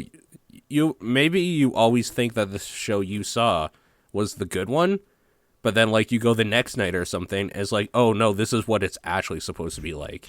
Right. So that last one was terrible. Sure. Maybe it's like, oh, no, dude, they flubbed this whole scene. Like, they kind of just improvised and, like, the thing didn't happen that was supposed to. It's like, oh, weird. Okay. I would love to see the Book of Mormon.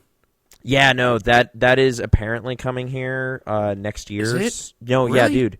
Like, we already have, like, iPhone notices to like warn us in December when tickets go on sale, because it's actually coming here. I missed Evil Dead both times it came. Oh, okay. But yeah, I kind of didn't care.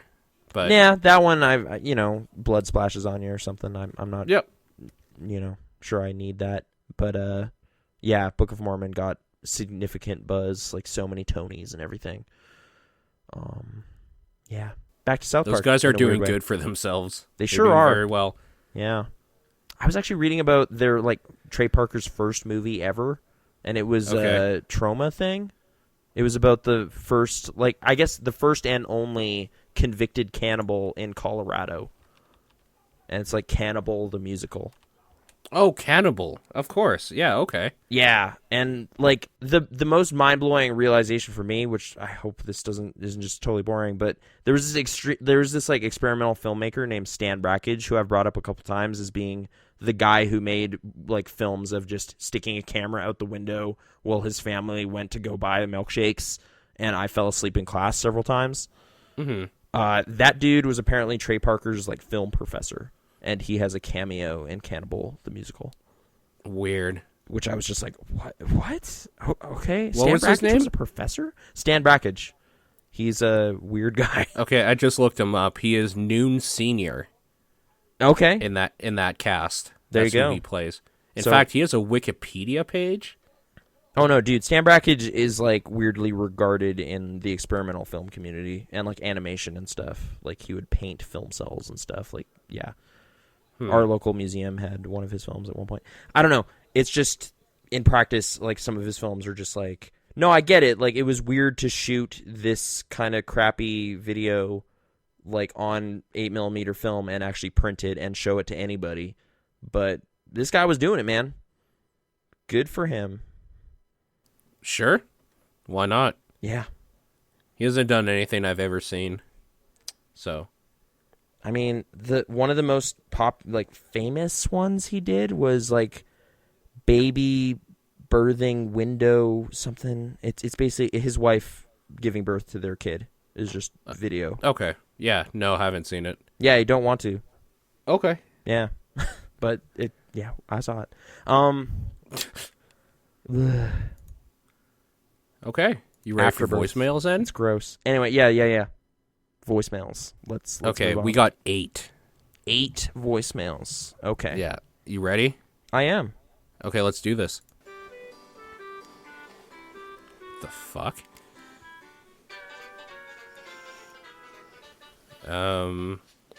Are we getting... Dude Oh. Ranch had a farm. E-I-E-I-O. Oh, man. And on this farm he had a pole. E-I-E-I-O. Wait, what did she say? With a an Paul. F this here and an F that there. Here an F, here and that, everywhere an F that old McDude Ranch All right. had a farm. E-I-E-I-O. It's about what? the Dude Ranch. Dude Ranch had Oh. a farm.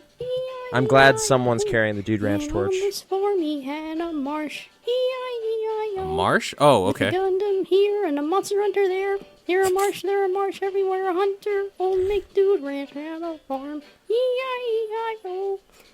Old McDude Ranch had a farm. All right. E-I-E-I-O. Another Am I verse. Here we involved? go. Now on this farm he had a Mario. E-I-E-I-O. Third verse is different from the first. Mario there and a Mario here. Everywhere's a Mario. Old McDude Ranch had a farm. E-I-E-I-O. I didn't get one. That was me saying Old McDude Ranch had a farm. Oh, I really? think I sung it very well. I Review. know Nathan's gonna make fun of me because he's a meanie face. I But didn't- Paul, how did I do? Did I do good? I tried my best. Please say I did good. I want to do good. Please. I think you should stay in school and get a good career. Whoa.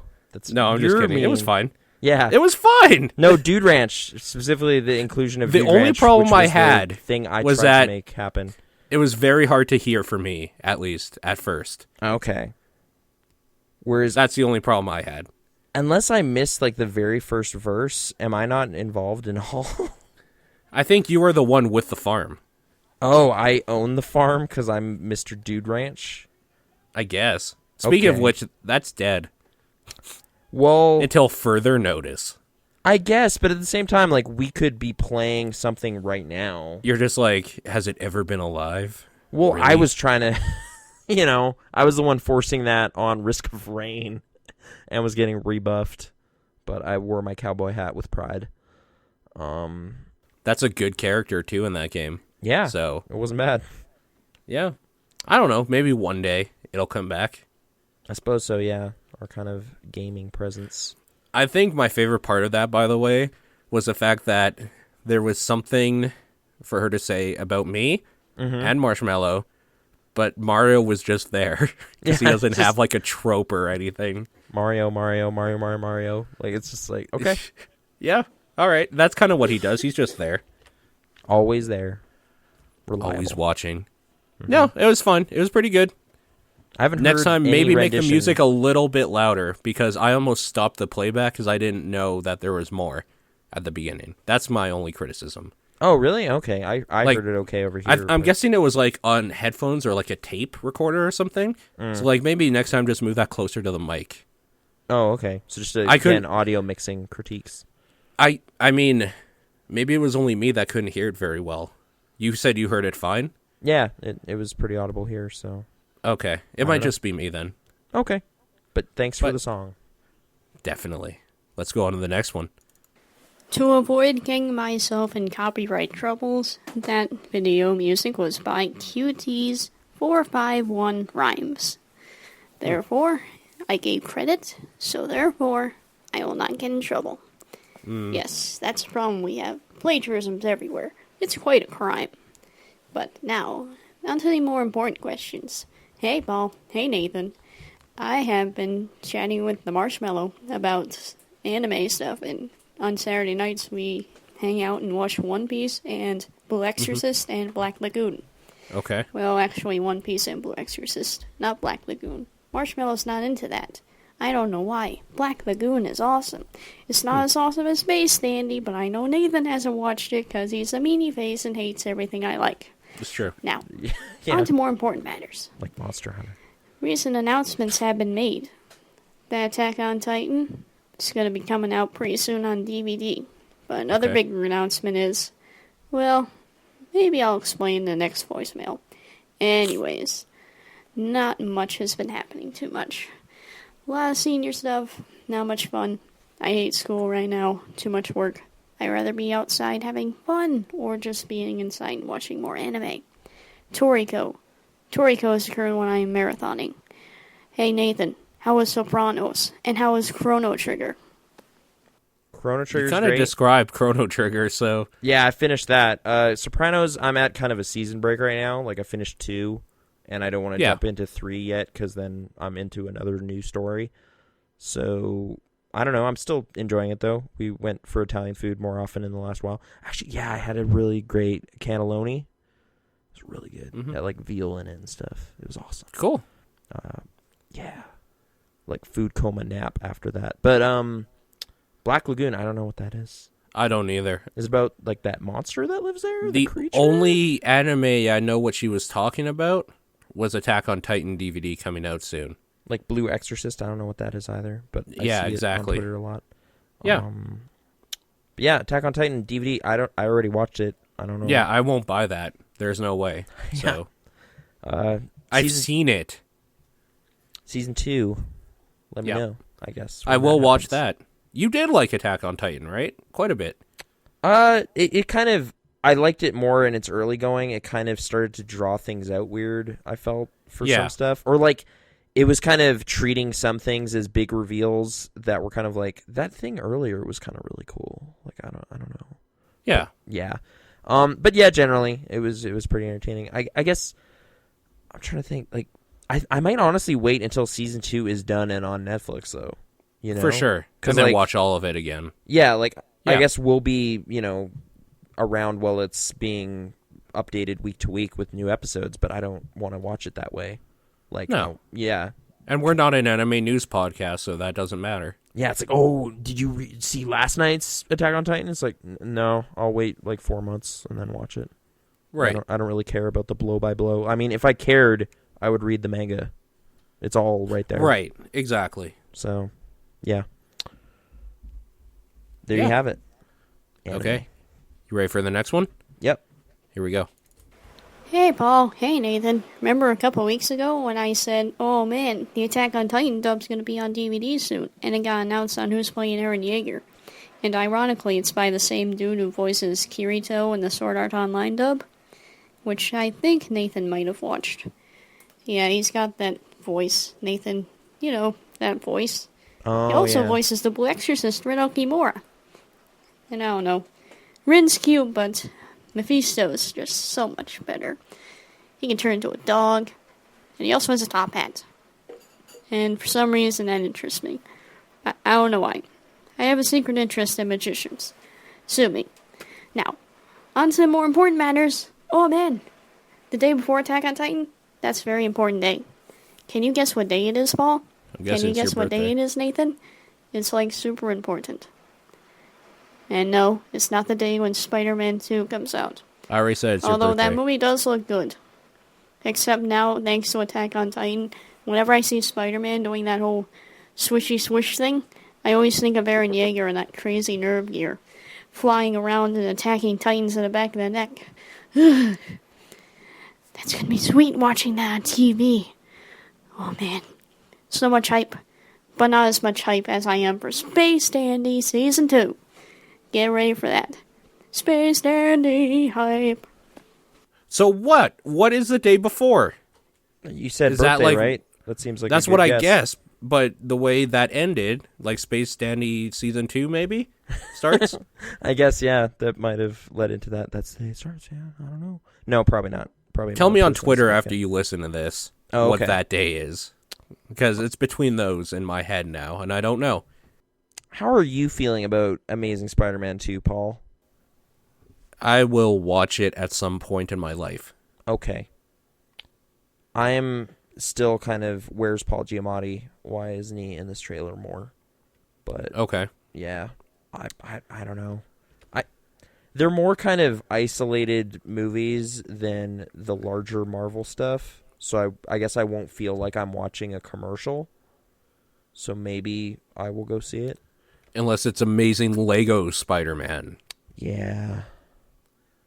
That'd be great. Is That would be Spider-Man- hilarious. Is there Marvel stuff in Lego Movie too? Well, Brittany shook her head. So okay, good. They didn't get too much in there. And okay, whatever. Yeah, Titans using gear to swing around. Should Spider-Man fight giants? Yes. I think so. Yeah. Yeah. Why Where's, not? Where's Juggernaut? That's my question. That's right. You But ready not for the Vinnie next one? Jones. Yeah, okay. Let's go. Here we go. Hey, Paul. Hey, Nate. When I listened to the podcast, I realized I forgot to mention 2 more guys I could see myself being gay for. I have no clue how I forgot them. I mean, they're so obvious. Christian Bale and Henry Cavill. Christian Bale played a great me. Bale is a great actor I could totally see myself getting behind, if you know what I mean. Also, I'm here to tell you that Mr. Marshmallow is a fucking idiot. That movie was based on a true story about events that actually happened. Anyone who is that whipped to a woman who doesn't even put out is clearly an evil pussy. Fuck Ben Affleck. That guy looks nothing like me. You know something has gone wrong when I, the Dark Knight, the goddamn Batman, am being played by Daredevil. I'm the world's greatest detective and I can't figure out how this shit came about. My question is, do you think it is possible to predict the future, particularly using the brain? In other words, do you think ESP is possible? I fight people with those powers all the time, but do you think normal humans could ever access that power naturally? I think it's possible, but I think we're ways away from utilizing ESP. Oh shit, it's the bat signal. I gotta go. See ya. I heard he ruined his voice doing that this week. That seemed to be It sounded as he was going, too, that it was gradually getting worse. Like, Yeah. his throat was dying as he was doing it. Wait, there was all sorts of justification for Christian Bale, but not Henry Cavill. Like, that's just like, oh, naturally. And it's like, oh, Right. okay. It's like Batman and Superman. Right. 3-way. The super 3-way. Yeah. But, yeah, Ben Affleck as Daredevil, that does kind of, it is really weird. How did that come about, though? He won Oscars and stuff, probably. He knows people. Yeah, he knows people, that's how. Yeah. That's how it goes. What was the actual question, though? ESP, do you believe it exists? So, Predicting the future or looking into the future. It's like Minority Report. Like, sure. If you kind of sat in a bath and, like, pondered enough, could you see the future? Right. No. I really don't think so, yeah. But I'm a skeptical person. Towards that I was going to say, if I believed in that sort of stuff, then I would probably have to believe in ghosts and angels and gods and stuff. Well, it's kind of like, I don't know. Deja vu is kind of just a thing people have where they see things that remind them of other things they've seen before, but only in the vaguest way. But it kind of like triggers this weird kind of like, So, like, stuff that could be even looked at as like, oh man, that guy predicted that. It's just like, well, this happens with some frequency, and they happen to have a dream about it within a week of it happening or something, you know? Like... But I mean, in that It's not- regard, I can predict what tomorrow's going to be. I'm going to wake up half an hour after I was supposed to. I'm going to get out of bed groggily. I'm going to stretch. I'm going to go to the bathroom. I'm going to get dressed. Going to go to work. Spend 10 hours there. Come home and look at stuff on YouTube. Right, like there's kind of patterns that you can just recognize, and that's not an amazing That's not looking into the deviation. future. Right, but honestly, like, it's kind of like I'm thinking back to kind of weird stories people had when it's like, oh, dude, I had a dream about Princess Diana being in a car accident. I was like, okay, like, Yeah, but how many people didn't come forward and say I had a dream of her burning alive in her house?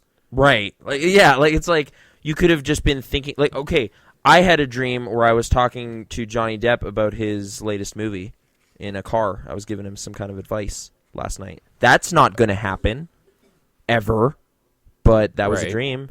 So whatever. Like, maybe I just don't have ESP though. Someone else somewhere had that dream. The thing is, like, and his name was Tim Burton, and then he met that guy and directed the way, movies. like, supernatural and weird stuff, some of it has enough basis in reality that I can comprehend how people might be able to make the jump. Yeah. Where it's like, well, there's probably aliens out there, and that's just based on the fact that we're an insignificant dust. Mm-hmm.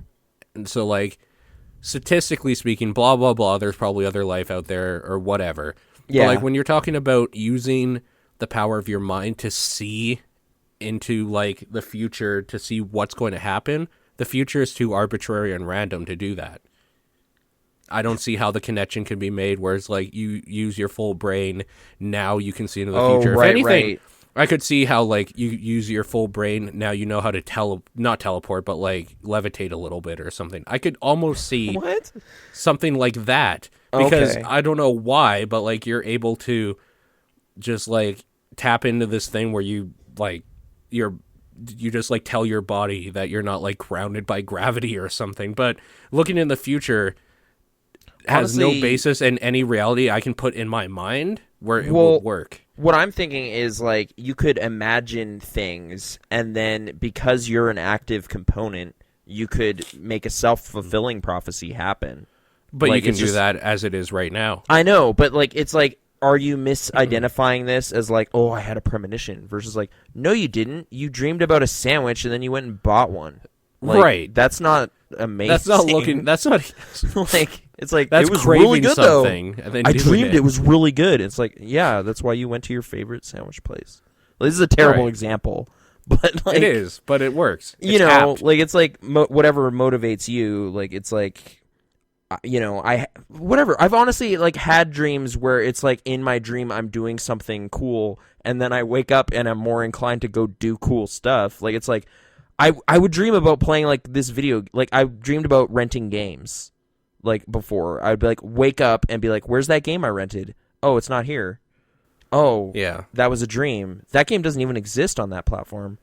Well, whatever. I guess I'll go to the video store. Like, you know, like it's like stuff leads to decisions, but it's not making that like it's not like I saw beyond the veil. It's just like, no, that dream was well within established patterns Nathan was into. So, like I That's dreamed about like- a weird phone app last night that doesn't exist, but I was also using my phone like 10 minutes before I fell asleep. So, of course that was going to do stuff. That's like when Metal Gear Solid 2 came out, my friend was playing through it for the second time on extreme difficulty, Yeah. and there's this one part that he couldn't beat because he kept getting like spotted or whatever, and it would be the end of that session. Mm-hmm. And I remember calling him one day to hang out, and he's like, "Dude, I just had a dream. I can beat it. Come over." And he did what he did in the dream, and it worked. That's awesome. I've So- heard that kind of thing of like just sleep on it and then you can like take another crack at it Because like, he maybe had your been brain is solving he had been stuff. playing it so hard for that whole like previous day that when he went to sleep, he had a dream about it and noticed awesome. something he didn't see before in like his dream state or whatever. And then like he did it in real life while I watched, and I was just like, "Holy shit, this is really weird." That's super cool though. Like that, you know, Yeah. like your brain continuing to work on a function you gave it during its sleep cycle or whatever. Like Right. that's cool. Like the brain can do cool stuff. I just Yeah. don't think it's like It can some sort bend of the fabric of space and time and see what's going to happen. right. Like it's honestly reminding me of this kind of shitty movie called Men Who Stare at Goats, which was Yeah. about like actual military research into these kind of abilities. And yeah, there's Staring totally at ghosts to kill them. well, no, it's just like that. I don't even know why that's the title. I think that was just like part of their experimentation. They were also using like LSD and stuff. But like there's Yeah. parts where it's like people are like, "No, I believe so hard that I can run through this wall." And then they just run into a wall and like knock themselves stone cold out just hitting a wall and like Yeah. dumb shit like that. But it's like, yeah, no, people have like tried to figure this out. It's just I don't know, like parts of it seem like just total fantasy, and then other parts of it are just like, well, yeah, you know, understanding more about how the brain works. Like, But that's see, cool. there's even like a little bit of, in my mind, I can make that connection where it's like, I believe I can run through this wall. And then like, if you believe it hard enough and you're using enough of your like mental capacity, like your brain, that maybe you can actually shut off like receptors to pain and stuff like that. And you physically push your body through that wall when you hit it. Oh, like the same way you can kind of like zone out enough to like smash a concrete block with your hand, like ninja Right, style. exactly. So like stuff like that, it's like I believe brain power could do something like that, but I don't believe it can remove that wall or turn you invisible to walk through that wall. Right. It's Yeah. more just like practical, weird, like a sensory altering and stuff. But okay, I don't Yeah. know. maybe not. But hey, it makes for great yarns sometimes. So keep believing. Don't stop believing. Hang on to that feeling. Exactly. Ready for the next voicemail? Sure am. I believe. Let's go. Hey, Paul. Hey, Nathaniel. I'm wondering, do you think it would be illegal to sell my soul on eBay? If not, what do you think the chances are of the court seeing things my way? Also, how would I convince the buyer they own my soul?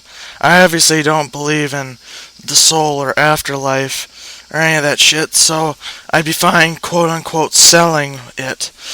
I'll probably have to try Craigslist. I'm probably going to need a object to be my soul. What would be a good, believable soul? I'm probably going to have to ask for the money up front. I wonder how much I could get for it. I might have to exaggerate the truth a little bit. Maybe I should say I have 1 million Twitter followers, so they think that I have a bit of influence and power. They'll like my soul, you know. I just realized I'm the atheist that gives atheists a bad name. I don't know. Tell me your thoughts. What? Okay. Bart Simpson did it, but that was in person. There actually is a woman who did do it. On eBay, though? Like, that seemed like that she would tried. be against their terms of service or something. She tried. She tried to sell her soul for $2,000. Okay. Were there any Apparently, takers? it was in a jar or something. Okay.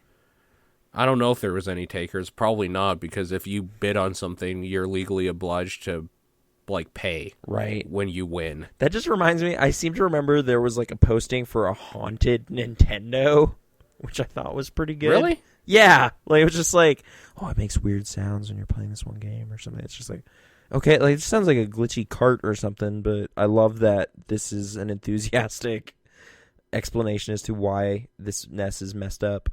But yeah. Hey, I found the story. It was actually just in 2012. The haunted Nintendo?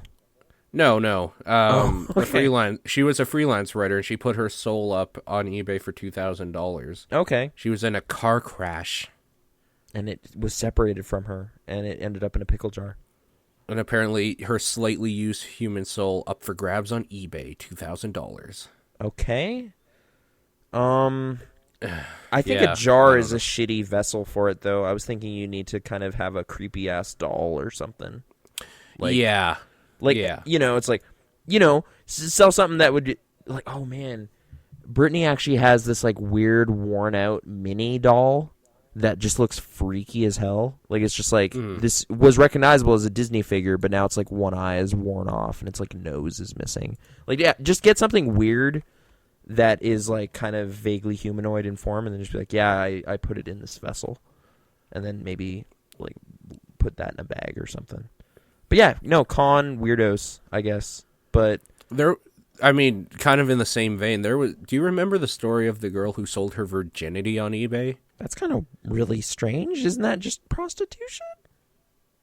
Kind of, but you know how much she put it up for auction for? How much? $780,000. Were there any takers for that? I don't know. But how is eBay Honestly. okay with that? Huh? I have no idea. They might have taken it. Because, Marshmallow's right. Craigslist is where just whatever, man. Anything goes. Oh, no. Craigslist, this isn't a story for Craigslist because this shit's on there all the time. Yeah. But, eBay letting that stand is super weird. That just seems like that wouldn't be good. But, okay. I don't know. Go ahead, I guess, but... Hey, I have the top 10 weirdest items sold on eBay. Do you want to go on this tangent right now? Sure. We'll go quick through it, okay? All right. Let's just rattle them off. Okay. Number 10, stand-in for line to Harry Potter book. Wait. Oh, hey, I don't have time I will to stand wait. here for you for this Harry Potter book 3 days in advance or whatever. Mm-hmm. That's my offer. Okay. On eBay. But yeah. Enterprising. Nice try, I guess. Nobody won that, by the way. Yeah. Yeah. Okay, number 9, a friend. Oh. You know how much it won? How much? $10.50. That's pretty sad.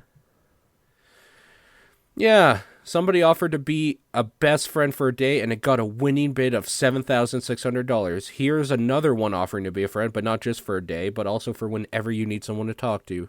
It only got $10.50. Aw. Yeah. There you go. Number 8, shoes to die for. What? Sold for $25. It was literally to die for, as it was a pair made for a dead person on open casket display.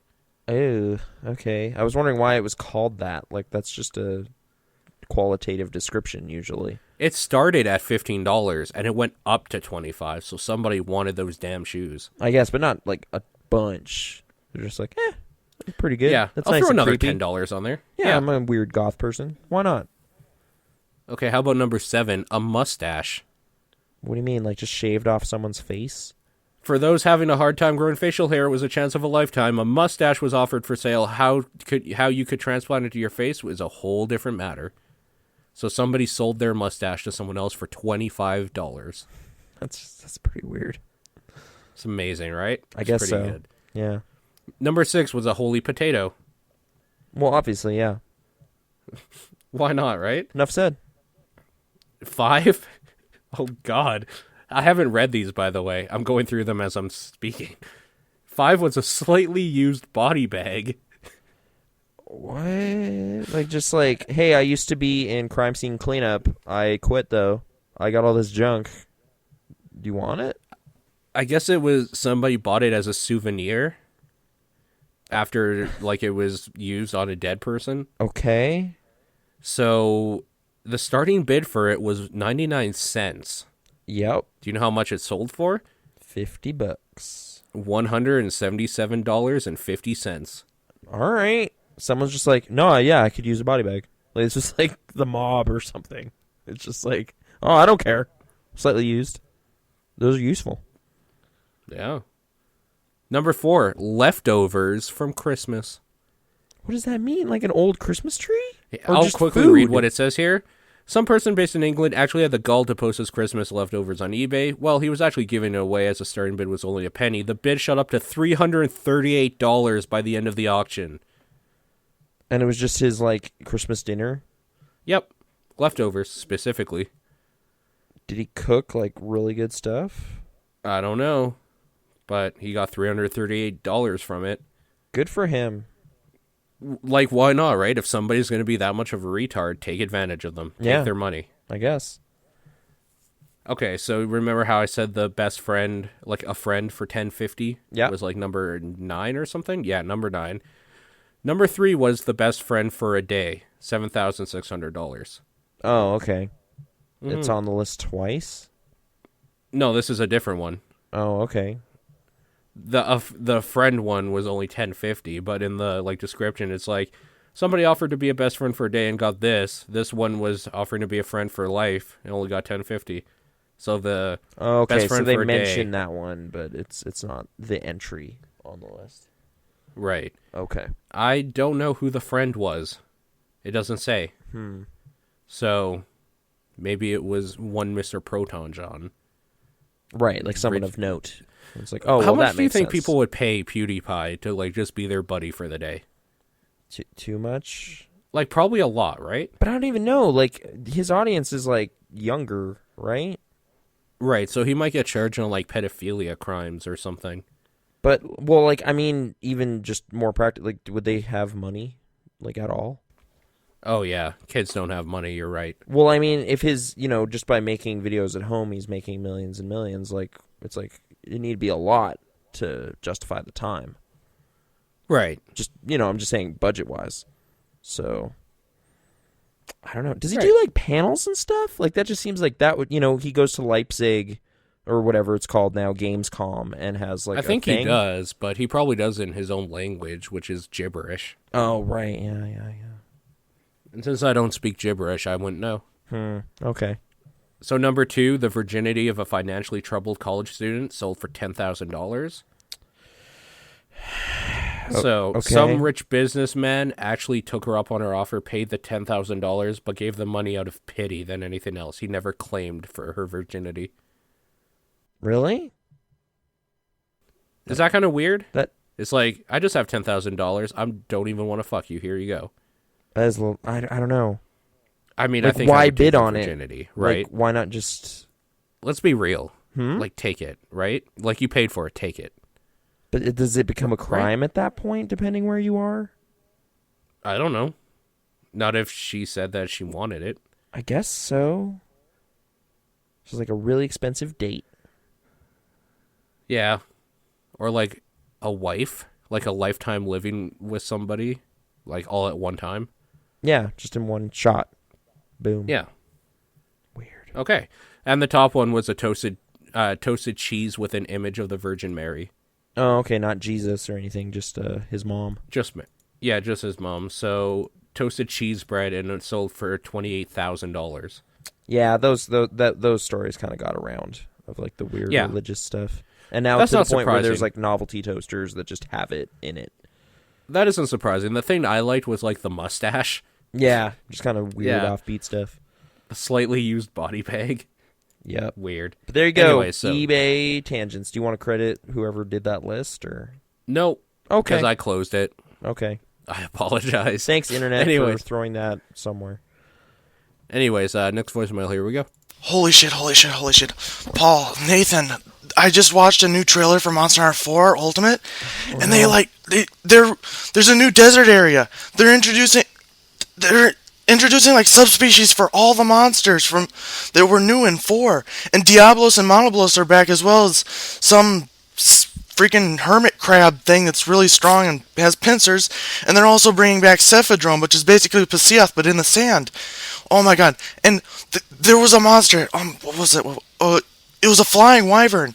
It looked like Rathalos at first, but it wasn't. It was attacking Raytheon in the nest. It was freaking awesome. Holy shit. And like Diablos, it burrowed underground in the desert. It was just, oh my god. And pretty much all I knew before this was that there was a desert area coming back, or there was going to be a new desert area, and underwater battles weren't coming back.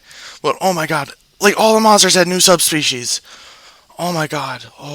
I don't know what to say. Like, like there were so many monsters. Like, I'm finally gonna get to hunt Monoblos and that one hermit crab thing. Oh god, now I need a question. Will you two be getting Monster Hunter 4 Ultimate? I'll see you at the. Fuck you. No, I won't be. Well, is it just a 3DS game? Yep. Okay, like, that was kind of... somehow there was just this big argument about Monster Hunter on Twitter today that was... Oh, are we bringing this up? Should we... I guess so. Should I speak my mind about this? Well, sure. It was a reply to something I was saying about something totally different, and then it was just like, what's happening? Why are people what did fighting? you say? I don't know. I was just like, I don't know, talking about nothing, like nothing related at all. That's not at all what started this. Oh, someone sent me the trailer, right? And then you What said started this is he doesn't care. No, he sent it to both of us, Okay. and he literally asked, "Got hype yet?" And you were just like, Do you no. You know what my response was? Couldn't care less. Yeah. So, like, no. Because I don't play Monster Hunter games. Like, why would I be hyped? Sort of thing. Right, And then he decides to go, like, completely, like, depressive instantly. And he's just like, why must you crush all my dreams or something? I'm just like, what? Like, yeah. Like, I haven't played a video game that you like, and so I'm not hyped for it. Like, I'm not saying anything about you. I'm glad you're excited. it's not even a qualitative judgment on the thing. It's just, I don't know. Like, I don't know. And then about right this. after here, we got Meowth jumping in. Is because he's Paul and he's grumpy. It's like, what? Yeah. I said one thing this whole time. Oh, I thought you said I couldn't care less either, or something. You were kind of... No. Oh, Why wait. would I speak for you? I thought the phrasing was he couldn't care less. No, it was couldn't care less, as in me. Okay. No, yeah. I got all narcissistic But, like, about it it. got all weird. Yeah. And then, like, someone else jumped in and said something about, like, stop being a bitch, go grab a sword and hunt dragons. And I basically said, I do in better games. Yeah. Like, I saw all this kind of for fall one out. thing, that's a very generic thing to say. Mm-hmm. It's like, stop being a bitch, grab sword. It's like, why don't you just say stop being a bitch and go jump on platforms and save a princess? every game ever. Like, Yeah. hunting. Why don't you go hunt dragons? I do in like 1,000 different games. I did in Skyrim. That was a pretty good game. That was pretty cool. Yep. But Monster Hunter, like, honestly, I think the thing that I was kind of like is if this is a 3DS game, I don't care at all. Like, if I'm gonna play Monster Hunter, it would be a big screen experience. Yep. Like, I agree with you. Like, that's kind of where I'm at on that. Like, I get, like, if you are way into it, like, having a portable one that you can kind of, like, sync up with other people and play and stuff, like, I'm sure it would be amazing, for sure. But yeah. if I'm going to be hunting giant stuff, like, I want it to look as big and Well, crazy that as being awesome said, as I it love can, Mass so. Effect. Yeah, I would not like a Mass Effect handheld game. I've played, like, the iOS game, and it's I really have bad. too. It's Well, no, it's fine. It's what you would expect from a mobile tilt game. one, though, it was not good. Oh, the tilt one's real bad. Yeah, just real control-wise. Like, I played through all of it, but it was just like, this is a poorly conceived gameplay idea. Yeah. But Jacob, like, where he's fighting Batarians or whatever. You know? But, okay. Yeah.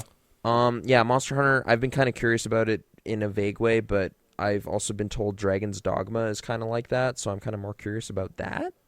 Because it's single player. Yeah. I don't what wanna I've played play about with people. what I've played from Dragon's Dogma is infinitely more exciting than anything I've ever seen for Monster Hunter. Well, I like single player games. Like, I'm a not social gamer at all. So No, Monster Hunter is single player. but it's also multiplayer, right? Like, Yeah. people say Why would like you- high level Why would stuff you requires. why would you dislike a game based on it can also do multiplayer? Well, it You don't seemed have like to. I thought it was like kind of basically for multiplayer, like to successfully No, take down I don't some think of the at stuff. all. You need No. to team up. No, I don't think that's it at all. Really? I mean, every time Marshmallow talked about it, he was playing solo. Oh, okay. Most people I've like talked to that like that game play solo. Do they get unless, to like, kind they're of strut their gear to anybody, or not really? Yeah. Okay. Mm-hmm. I know it's a big sensation and stuff. I just never really got into it.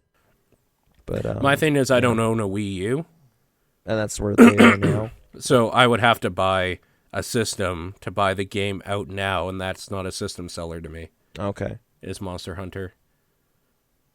Gotcha. If I had a Wii U for whatever reason, like something came out that I was excited about, and then it's like, oh, well, I can pick Monster Hunter up for like $10 because it's on sale. Sure, why not?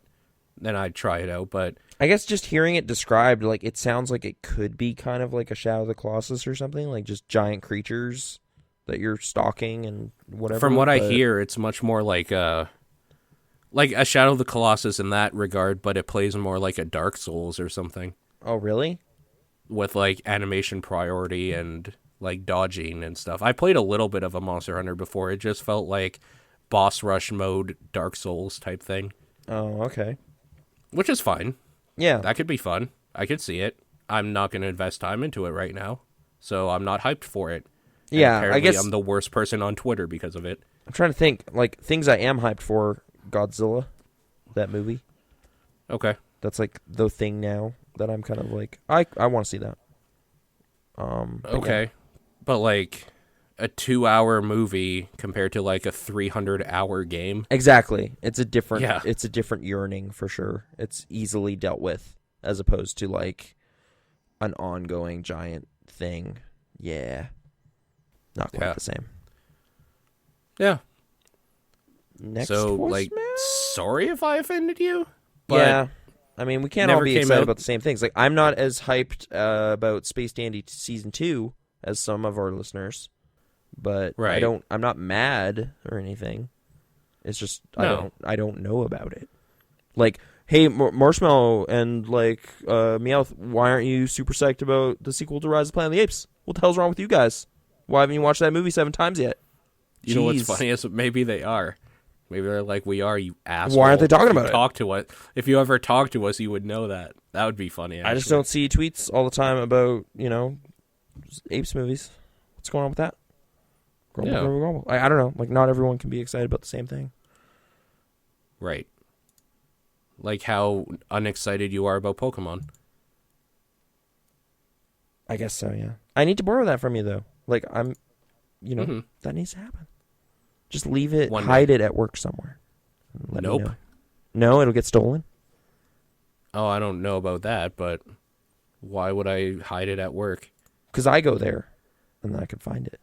Not for the next, 5 days, you don't. I know, because Expo. So, yeah. Okay. Anyways, Okay. next voicemail. Here we go. Hi, Paul. Hi, Nathan. This is Tessa, a.k.a. Pander, I guess. Figured I actually haven't ever called you, so I might as well do it, and then maybe, not that I don't like Meow or Marshmallow, but add a little bit of variety here. So, last week, we had a new girl at the office, second shift. I work first shift, and she just happens to be seated at my desk. And I didn't have a problem with this. She didn't move anything that was on my desk. I tend to have a lot of stuffed animals there, so it doesn't, seem so gloomy or whatever. Excuse me. Anyway, had no problem with her until a couple days later when I came to work and there were 2 nearly empty plastic bottles sitting on my desk. I didn't know if she wanted them thrown away or if she was going to reuse them for water the next day, so I just hid them behind the computer monitor. No big deal. So, next day I come into work. There's an additional 2 nearly empty bottles on my desk. I did the same. I hid them behind the monitor and forgot about them. So today, I come to work, and there is now a total of 7 nearly empty bottles on my desk. So this started to frustrate me even more than I had the past couple days. Absolutely, completely infuriate me like you wouldn't believe. I know it's stupid, but this phone call has a point. I was wondering if either of you 2 boys, or excuse me, gentlemen, have any small little pet peeve, just something that someone would normally brush off, but it absolutely just fucking infuriates you for whatever reason. I figured this would be a lovely discussion topic. Anyway, have a nice show. I'll talk to you guys soon. Bye-bye. We're gentlemen. Yeah. Oh, man. That's a lot of responsibility. Mm-hmm. I guess I was pet thinking peeves. just, we share a desk, so, is there anything I've been doing that's oh, dude, you fucker. You didn't refill the paper clips. Oh, my God. Left an empty cup. I've been throwing away my cups. He's using all my cups. Something like that. I haven't noticed anything. Okay, good. At work, Yeah. our boss, our supervisor, Yeah. says supposedly, and every time she does, I want to kill her. I want her dead. Oh, no. You can't say that. I hate it. They better never I hate ever it know so much. that we I hate it podcast. so much. Okay. Actually, other people do that too, supposedly, at work, and it's because they're a bunch of hillbilly fucking Canadians that never got their education after the age of 10. So just mispronunciations just drive you up the wall. Yeah, well, no, that one specifically. Other stuff, fine. It really doesn't matter. Library, that's totally fine. It's stupid, but it's not as bad. What's the other one? The word moist. Some people We're just hate getting that. into words. Yeah. I can't remember. Somebody uses some other words completely wrong, but it's whatever. It's not a huge deal. Well, using literally a lot is kind of a thing that bothers people, but I don't know. A big thing for me, and it's different for different people, but when people chew with their mouth open, but I understand sometimes you take a big bite and oh God, there's way more here than I thought, or it's very chewy and I need to move it around a little bit in my mouth to make sure I can crunch it down and swallow it. Yeah. That's fine. What I'm talking about is, again, at work. We work with a guy that works in a different desk sort of thing at night. Mm-hmm. And every time he eats, he's on fucking everything. And I want him fucking dead. You can't just turn up the headphones or something? I don't know how you drown that out. I fucking hate him. At first I thought it was just because he was eating his, annoying little fucking Indian food that he does because he's Indian. And so, first of all, he's stinking up our fucking office with his curry bullshit. But then like I thought it was just him chewing on that food, and that food is kind of mushy and stuff, so whatever. But no, he'll be eating a single chip and be like I just want him fucking dead. I fucking hate him. Wow. Okay. To the point where every time I see him, I get angry, even if he's not eating. But he's always eating because he's always going to that chip machine. And there's so many chips in a bag. Oh, my. Okay. I can tell you the name of the person if you don't know already. No, I did. I'm the one that would. Whatever. Yeah, we don't need to. No, I'm saying like afterwards I could tell you the name. Okay, sure. But like, yeah, so you know who I'm talking about. Fuck that guy. Okay. I wish that when his car broke down, he was in it. Wow. Fuck him. And why do they put so many chips in a goddamn bag? Why do they put so many chips in a bag, Nathan? I'm it's glad like they do, though. I go to It's Miss like a Vicky's. constant hour of... Really? A bag of chips from the machine lasts me like 5 minutes. Like, it's just gone. Just focused. Gone. And I throw it away. I am actually legitimately, like, in a bad mood now. Just no. thinking about it. I'm fucking angry. But, okay. I so have, that's, like, less, like, just kind of pushy salesman or, like, that kind of thing. Like, honestly... Pushy salesman, everybody hates, I think, though. Or right? I'm just going to say, like, mall kiosks in general. Like, there was a situation today where the Calgary Sun, I'm going to call them out, because fuck that newspaper. Yeah. Like, basically fuck newspapers. Like, well, that newspaper specifically is like the Calgary version of TMZ. Like, it's just garbage. It's like extra lame. So I really don't want to subscribe to it at all. So I had just been at the eye doctor, so my pupils were crazy dilated. Like, I got drops put in, and I can't see. So I have like these weird shitty shades in, and I'm kind of just like walking along the mall. I see that there's a kiosk dude kind of getting pretty up in the middle of the aisle there. I look to see what his kiosk is, and that's the biggest mistake you could ever make, because you have expressed some sort of body language interest in what they're doing. So he then has to kind of pitch me the thing, and I just kind of snub, like just walk by, and then he kind of has to comment on that, and just like, well, I guess not then. And I was just like, all right, I'm just like... Did you say anything back to him? I didn't, but you should have just been like, excuse me? Did you say something? Yeah. I bet he would have backed down. It was just such an annoying little thing of just like, no, I get it. Your job totally sucks because you have to be kind of an in-your-face presence in the mall when people are just trying to go about their business, you know? But like, it kind of bothered you. me. Yeah. Yeah. And like, even just to expand it more generally, like the Calgary Herald phones too, like they're just like desperate. Like they're just like, hey, we'll sign you up for like a month of newspapers. It's only like $5. It's like, it's $5. I'm just gonna fill out your thing right now. It's like, no. See, I don't want piles of paper that I'm gonna throw away because I'm just gonna throw it away because it's just a waste of paper. I told their stupid little door-to-door newspaper salespeople guys to fuck off. They haven't bothered me since. Yeah, it's just like, your industry's dying. Like, I mean, it's done. The internet has no paper. Oh, but that's not even an excuse for these people. Oh, they'll tell you they can subscribe to the online. And it's like, I don't care. I don't want it. Like, just go away. It's information is free. Next time you talk to them, just be like, what's your Twitter? I'll follow you on that. Yeah, and then I'll know what's going on. Like, it's just like, this weird kind of thing where like an old industry that I don't love is dying and I don't care, whereas it's like stuff I did care about, like video stores and whatever, like I was there supporting it right up until it died, but that doesn't help. Except I also had a Netflix account. I totally was stabbing them in the back at the same time. But yeah, I guess pushy salespeople and like the religious people that come to your door, it's like, have you spoken to God yet? I haven't had that in a huge amount of time. That just I haven't had that in a while either, but like that was annoying too.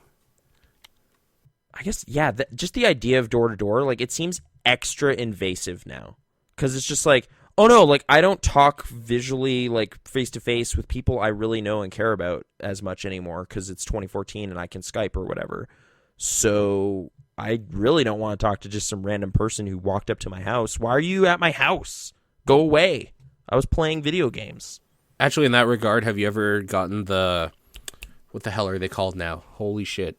Jehovah's Witnesses? The what? Jehovah's Witnesses, or? No, the people that are like, pay $1 a day to like save a child. Plan Canada, those people, they can go get fucked. They actually talked me and forcefully into basically funding them for like a year and a half or something. And like the process to stop is so involved. Like they're obviously just trying to guilt you out of doing it. For like, right. You need to like phone a specific line, wait on hold, talk to them, ask specifically like to a person, take me off the list. They will give you tons of spiel about why that's a bad idea, why you can like, like I actually ended up on like a 6-month probation thing where it's just like, well, if you figure out your finances or whatever and you can help us again or whatever, you can let us know in 6 months. And I was just like, okay, like it was kind of like the get out of jail without saying, I don't care about starving children as much as you do kind of thing. Yeah. Like without seeming like a dirtbag.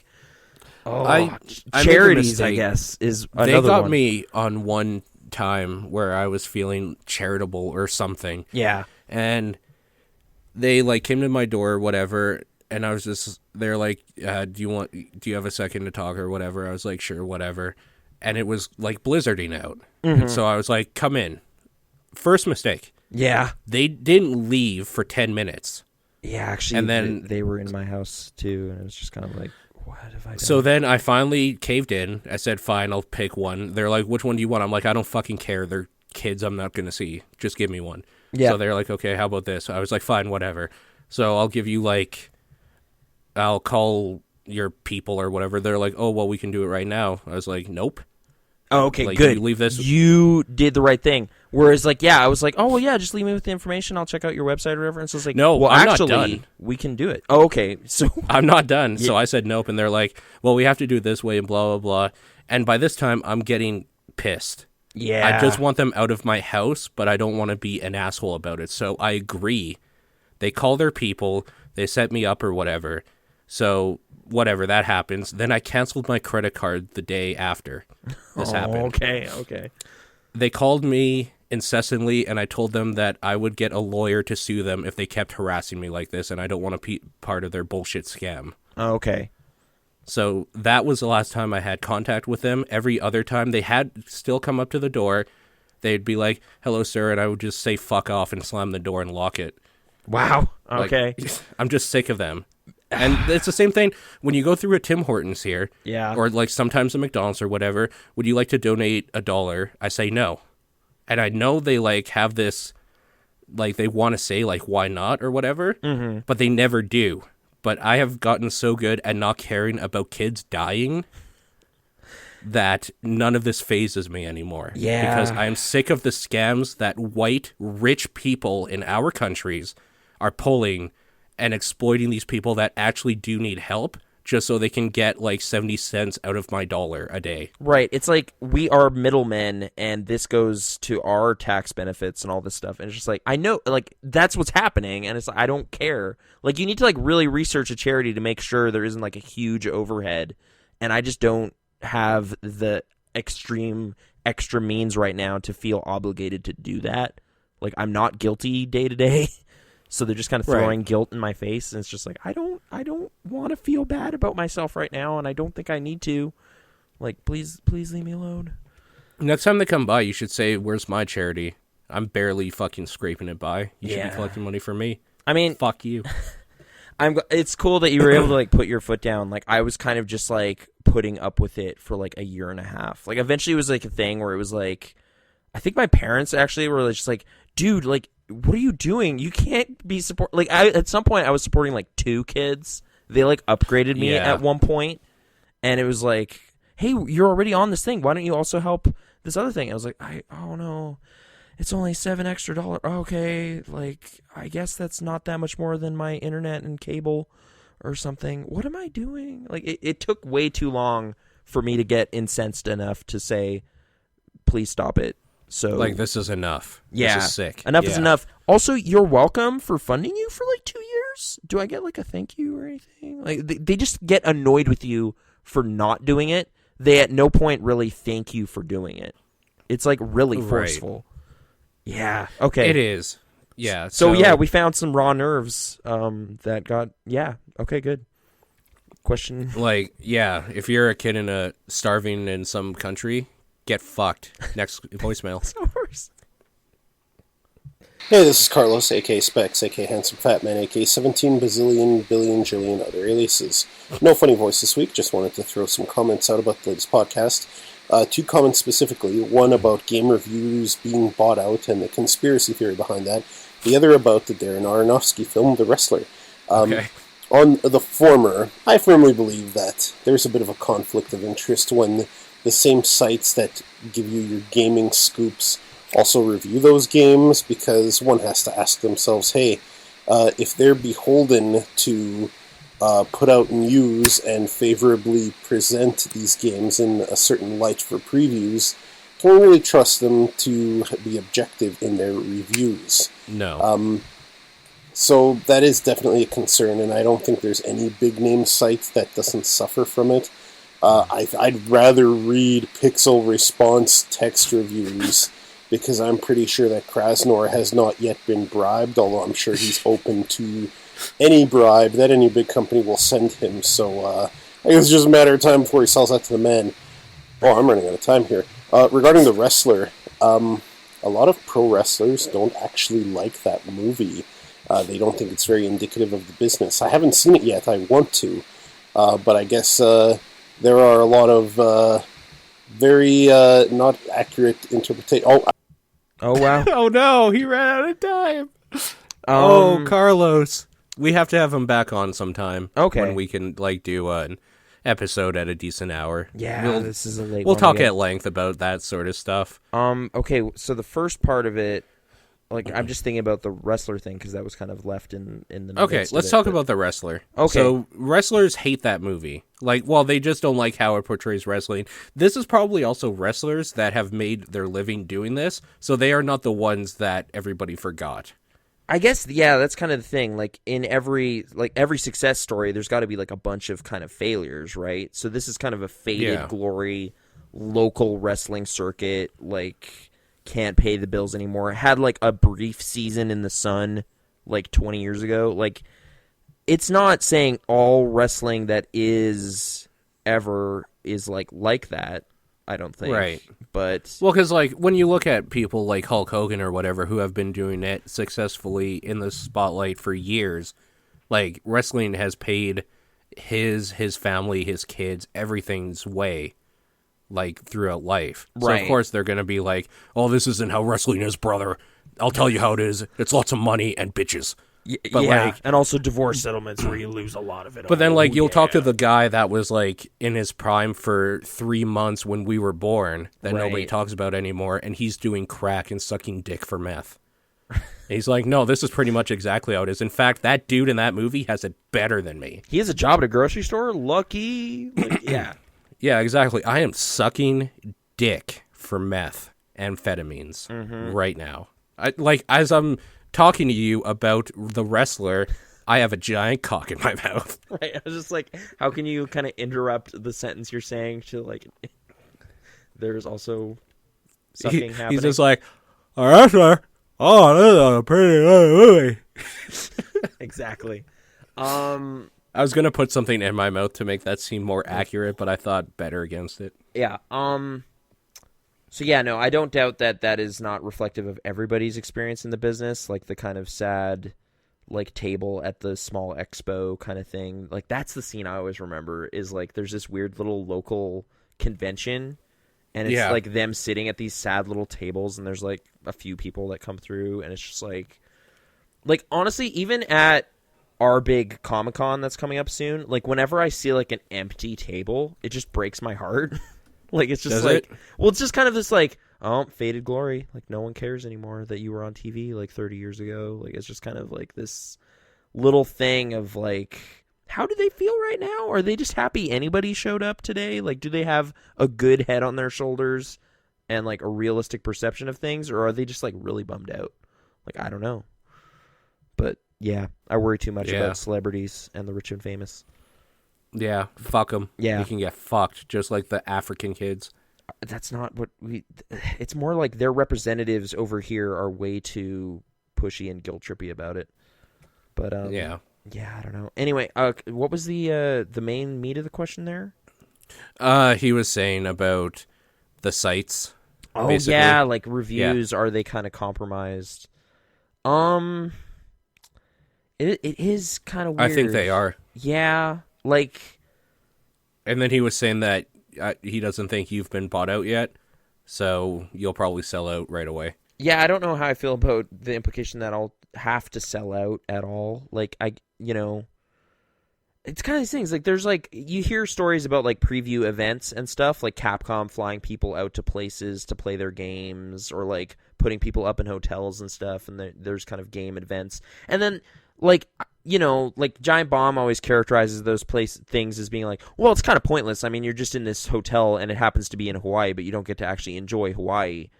But I don't know. There's still That's something... how all work conference things are, though. Yeah. It's like, oh yeah, I went down to San Fran for training, but guess what? I didn't see anything but the room at the airport. Yeah. So it's like every fucking job has that. Right. But like, I'm still like, I like hotels. Like, my meals are paid for by the business. Like, that sounds kind of like a luxury right now, just from where I'm at. Like, I don't know. Right. As someone I don't who's like slept being away on from floors home to go to E3, like... Yeah, that's a little bit different, though. Like, when... I don't mind, like, the hotel experience or whatever. Like, if I'm traveling with people I enjoy or family or whatever. Yeah. And I'm doing something I like. But when it's for work, it's like... No, I want to, like, just do my 8 hours and then go home. I don't want to be going to a fucking hotel room and then going back to this, like, new workplace. Oh, for right. the Like, week. it's like they basically bought your life for a few days. Like, it's just like, I can't escape at any point. The thing is, when you travel, you're... Okay, say your shift is Monday to Friday, like a standard shift, right? Normally. Okay. Yeah. At 5 o'clock every day, you punch out, you go home. Work's over. Work has been done for the day. You don't have to think about it until the next day. When you're on travel, like traveling for something, like courses or whatever, Yeah. it's like that Monday to Wednesday or whatever that you're traveling, you're at work for 3 days. Because when you're not in class or whatever, your course, doing your thing, you are supposed to just go back to your hotel room, kind of read up on what you did sort of thing, maybe watch some TV and go to bed. But you're in a new place. You're in a different place with no contact to, like, people sort of thing. Like, you could bring a laptop or whatever, but Or you don't books have or something, or... Yeah, but... you don't have your significant other or your friends around, or like family or whatever your situation is at home, or your own bed. You are stuck in this hotel room. Right, like your routine has been compromised entirely. So it's like 48 hours on the clock, essentially, but not. Right. Yeah, no, I guess so, but I guess just kind of bringing it back to kind of video game review stuff, like, I honestly don't look at reviews anymore, really. I don't either. Like, it's like, when the South Park, Stick of Truth came out, like, it was like, I saw that Giant Bomb had given it 5 stars, but that wasn't, like, the tipping point at all. It was Meg64 talking about it. Like, we talked about that, right? Like, it's just kind of, like, this more informal banter about games. It's just like, actually, no, that sounds like it might be something I want to play. I guess I'll play that. It's the oldest form of review, Yeah, right? just Like mouth to mouth. when you would play the new Mouth to like mouth. Chrono Trigger game or whatever, you'd go to the schoolyard next day and your friends would be like, "Oh man, did you play like Mortal Kombat 3? It's so cool. You got There's Scorpion this and he fatality. does this thing and you do this and Yeah. there's this new like babality. It's so dumb but kind of cool and stuff." That is the purest form of review, when it's peers that you trust or kind of just know they're not idiots, maybe, if you might not necessarily trust their opinions, and they are giving you their full honest, just like, this is what's cool about it. They don't care about, well, it doesn't go at 60 frames per second and it's not in full true HD or whatever. They're like, no, it's fucking stupid, dude. Like, this part happens and then giant, like, monsters and explosions. It's fucking dumb. You gotta play it. Yeah. That is the purest form of review. And that's what a lot of these gaming sites don't do. They focus on stuff that is more consumer friendly, where anybody can kind of read it and get an idea of what they're getting into, but that isn't usually what I look for games for. Like, I don't look at them as these like academic experiences anymore, or these storyline driven narratives. I'm looking for like, oh no, it's fucking dumb. Like, this is so fucking stupid. You have to try it. Right. Yeah. I guess I'm just thinking of like reviews in general. Like, there's no like one movie review person I look to either. It's just like review aggregates. And even then, that doesn't necessarily inform whether or not I'll see it. It's more like I've kind of already decided what I'm going to see. So it's just like, I'm interested in this, I'm going to go see it. And then after I've seen it, I might kind of look to see what what other opinions expressed are to see kind of where they're at. And it's just like, oh, I totally disagree with this guy. This guy sucks. How out to lunch is that opinion? And it's just like, oh, okay, this guy here knows what he's so out to lunch, bro. Yeah, jeez. Sam Moon is garbage. Like, you didn't even watch it, Peter Ryan. And actually, you know what? We were talking a little bit about this, but what Steam does for like the public reviews, that's probably the best way to do like a written review sort of thing. Like to kind of capture some of that in a more organic kind of way of just this guy really likes it. It's essentially just tweets about the game. Sure, it's like just people like a social just giving network. like a random opinion. Yeah, like a large mass judging a thing. And like honestly, I haven't written any. Like I haven't written any Steam reviews. Like I don't feel especially compelled to either. Like it just It's weird. Yeah, it's like even seeing movies and stuff. It's like, well, Oculus and Raid 2 are pretty recent movies. Like, should I write about them? It's just like, I don't know. Like whatever. I'll just talk about them here. Like it's maybe lazy, but I don't know if I need my words written in print. Like I don't know if I have like definitive thoughts on it, or anyone possibly could. So Okay, like this game right here. It's called The Last Federation. Yeah. I know literally nothing about it. One of the reviews on here, 6.9 hours on record. Mm-hmm. You can pay someone to put rockets on a moon and smash it onto someone. 10 out of 10 would play again. That's like all that they say? Yeah, like that's their review. But like stupid stuff like that is like, okay, so this might have some interesting stuff in it, but then you see this other person say like, oh, it's this and this and this, and like this huge review, and then you realize, oh, it's maybe not in what I'm into, but it has a cool part in it at least, so maybe I'll YouTube that, or something. Yeah. Like this guy's got 11 hours on record, and he doesn't like it, but this other guy's got 26 hours on record, and he likes it, so I don't know. Or like this guy, 1.2 hours on not recommended. I want to like this game. Concept really appeals to me. However, end result of this game is just dull. It's boring. So, that guy says it's a boring game. Well, there you go. Yeah. I don't know anything about this game at all. So, I couldn't tell you one way or another. Game, so, I don't think I should play it. So, it's a boring game. Got it. Yep. But it has a one part that could be kind of cool. If you play like 6 point whatever hours, maybe. And this guy's posting a link to his YouTube review. I don't know about that, but okay. If that was Giant Bomb, he would be banned. Because Giant Bomb does not let you post outside of their community. Content. Yeah, it's not okay. No.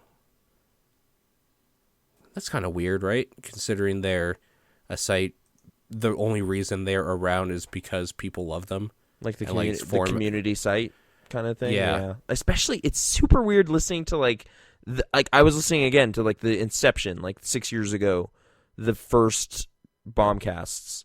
And yeah, the point where they launched the site, like they're just super thrilled that people are filling in pages and that there's a community forming and all this stuff. And then yeah, to have like, no, our mods won't allow this content. It's not allowed. Self-promotion. You're just like, okay, I thought it was relevant. Like, what? Like, this guy is basically doing the same thing, except it's Giant Bomb fan cast. Like, what is that? But that's okay? Yeah. Like, I see them updating what? their new episodes and stuff in the forums. Yeah, I don't know. Yeah. So if we like did a fan podcast, we could tweet them it? Maybe. Like, what they do retweet kind of more like direct bomb community kind of stuff, but yeah. What would you even say in a regular podcast? This is like, did you see that review this week? Yeah. I don't know if it's like even about the site. That's kind of the thing. Oh. Like, it probably isn't, right? Like it's just their own video game well, podcast. If people are wanting to listen to it, it better not be, because that would be boring as fuck. Yeah. beefing. Not like this. Da-da-da. Yeah, this is really entertaining. Is there another voicemail? No, that's it. So thanks you, everybody. The cold is getting to my brain. Thank you, everybody who sent stuff in. If you wanted to do the same, this is how you do it.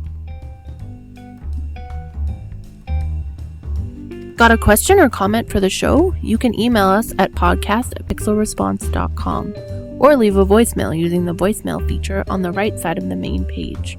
On Twitter, you can reach Nathan at Krasnor and Paul at Exposure. Be sure to check us out on Facebook at facebook.com/thepixelresponse and visit pixelresponse.com for more. We did it, you guys. Another sure podcast done. Was that last one also kind of an encouragement to write text reviews? Like, did that sound like maybe that was what was being said? No, I don't think so. Okay. Just wondering. Why, are you feeling self-conscious about it? Yeah, it's like, should I review South Park now? Just be like, hey, No. I know it's been out for a while, but... No, at this point, there's no way. Okay. Because Chrono Trigger, I should review that, though. See, stuff like that is okay. It is okay to like review stuff when it kind of has a niche following sort of thing. Like, it's not maybe the indie scene sort of thing where it kind of spreads the word a little bit. But when it's a huge title and it's like a month or two after, it's too late. Nobody cares what you have to say about it because it's like done, right? Like, we've been here. We read what IGN said about it. So unless you are the first person on the internet to have that exclusive, nobody cares. Yeah, I guess so. And to do that, you would have to break date. Mm-hmm. You would have to post it before the embargo is up, and then you would never get a game from them again. And maybe legal ramification, depending. I guess so. Like, that just seems like one of those things where it's just like, at some point, wouldn't it make more sense to get the hits than care if you get a free $60 thing? Not if there's sponsors on your site, like for IGN and stuff. Yeah. You don't want to poison the well. And that's why, they're two in bed all the time. But I mean, for us, we're not in bed with anybody. In fact, we are wide awake. It is 2:00 in the morning, our time. We're not in bed. That's why you should listen to every goddamn word we say. Yeah, because it's truth. That's right. We made our bed, but we're not going to lie in it. Okay. That's the new slogan. Media Matters is gone. The new slogan is, we've made our bed, not gonna lie in it. The Pixel Response. Welcome. Where we say stuff we don't truly believe in. Or might have differing opinions on later. That happens sometimes. I don't know. Either way. Thank you for joining us. All right. And spiel stuff, blah, blah, blah. We will see you guys next time when hopefully I'm not drunk sounding. Goodbye.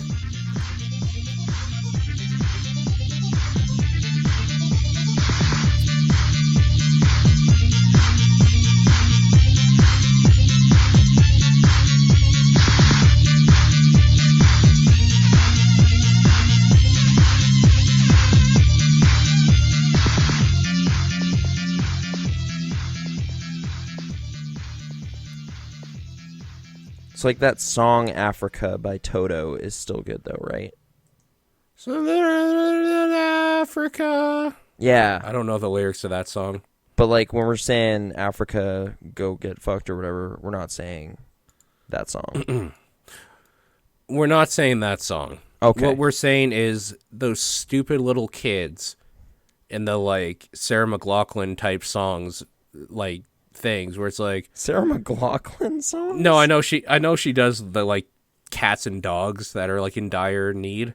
Oh. But I'm talking about like those type of commercials where they're trying to make you feel bad. Yeah. For like them being in that. They can get fucked. It's like, you got born in a country that isn't one of these countries. You're horrible. Eat shit. Eat shit. You're the worst for living there. Like, I have an idea.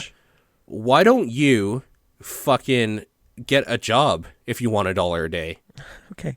This is like probably literally white privilege. Like, this is that thing they say. Oh, dude, totally. I know. Yeah, for sure. But at the same time, it's like, I don't know. Like, I know you can point at me all day and say, you're white privilege, you're privilege, you're privilege. And it's like, okay, but what do you want me to do? Like, do you want me to quit and like leave? Do you want me to move over there? I don't. What is the solution that would make you not nag me with web comics and your entitlement about my entitlement. Right. Well, we have it double bad because we're white. I know. We're young, and we're male. I know. We're the worst thing that has ever happened. But you know what? I have a job, bitch. Yeah, thanks for that, by the way. Yeah, no problem. Using my white privilege. I was making sure you were getting the job and not some fucking lousy ass African kid worker who can't even lift a piece of paper or a pen because he's so dehydrated. What a loser. That's horrible, but Plan Canada just poisoned our goodwill. That's the real lesson here. See, people always think Canadians are nice, and because of that, we've become the most volatile people in the world, I think. Yeah, secretly brooding underneath it all. We just want to just throw a bottle of. Why do you think Canadians are good at hockey? We get good at hockey and skating and stuff because when the new ice age hits, we're going to be just who needs vehicles? We're going to be skating everywhere and cutting people with our feet. Yep. Now, that would actually be the most inventive Mad Max style future. Just ice warrior dudes. Well, it would be giant ice Batman and Robin thing. Remember Batman and Robin? It would be that. The hockey team from hell or whatever. Yeah. With the exploding pucks. Yeah. This seems like stuff we shouldn't air. Oh, this negativity? Fuck it, it's going in at the end.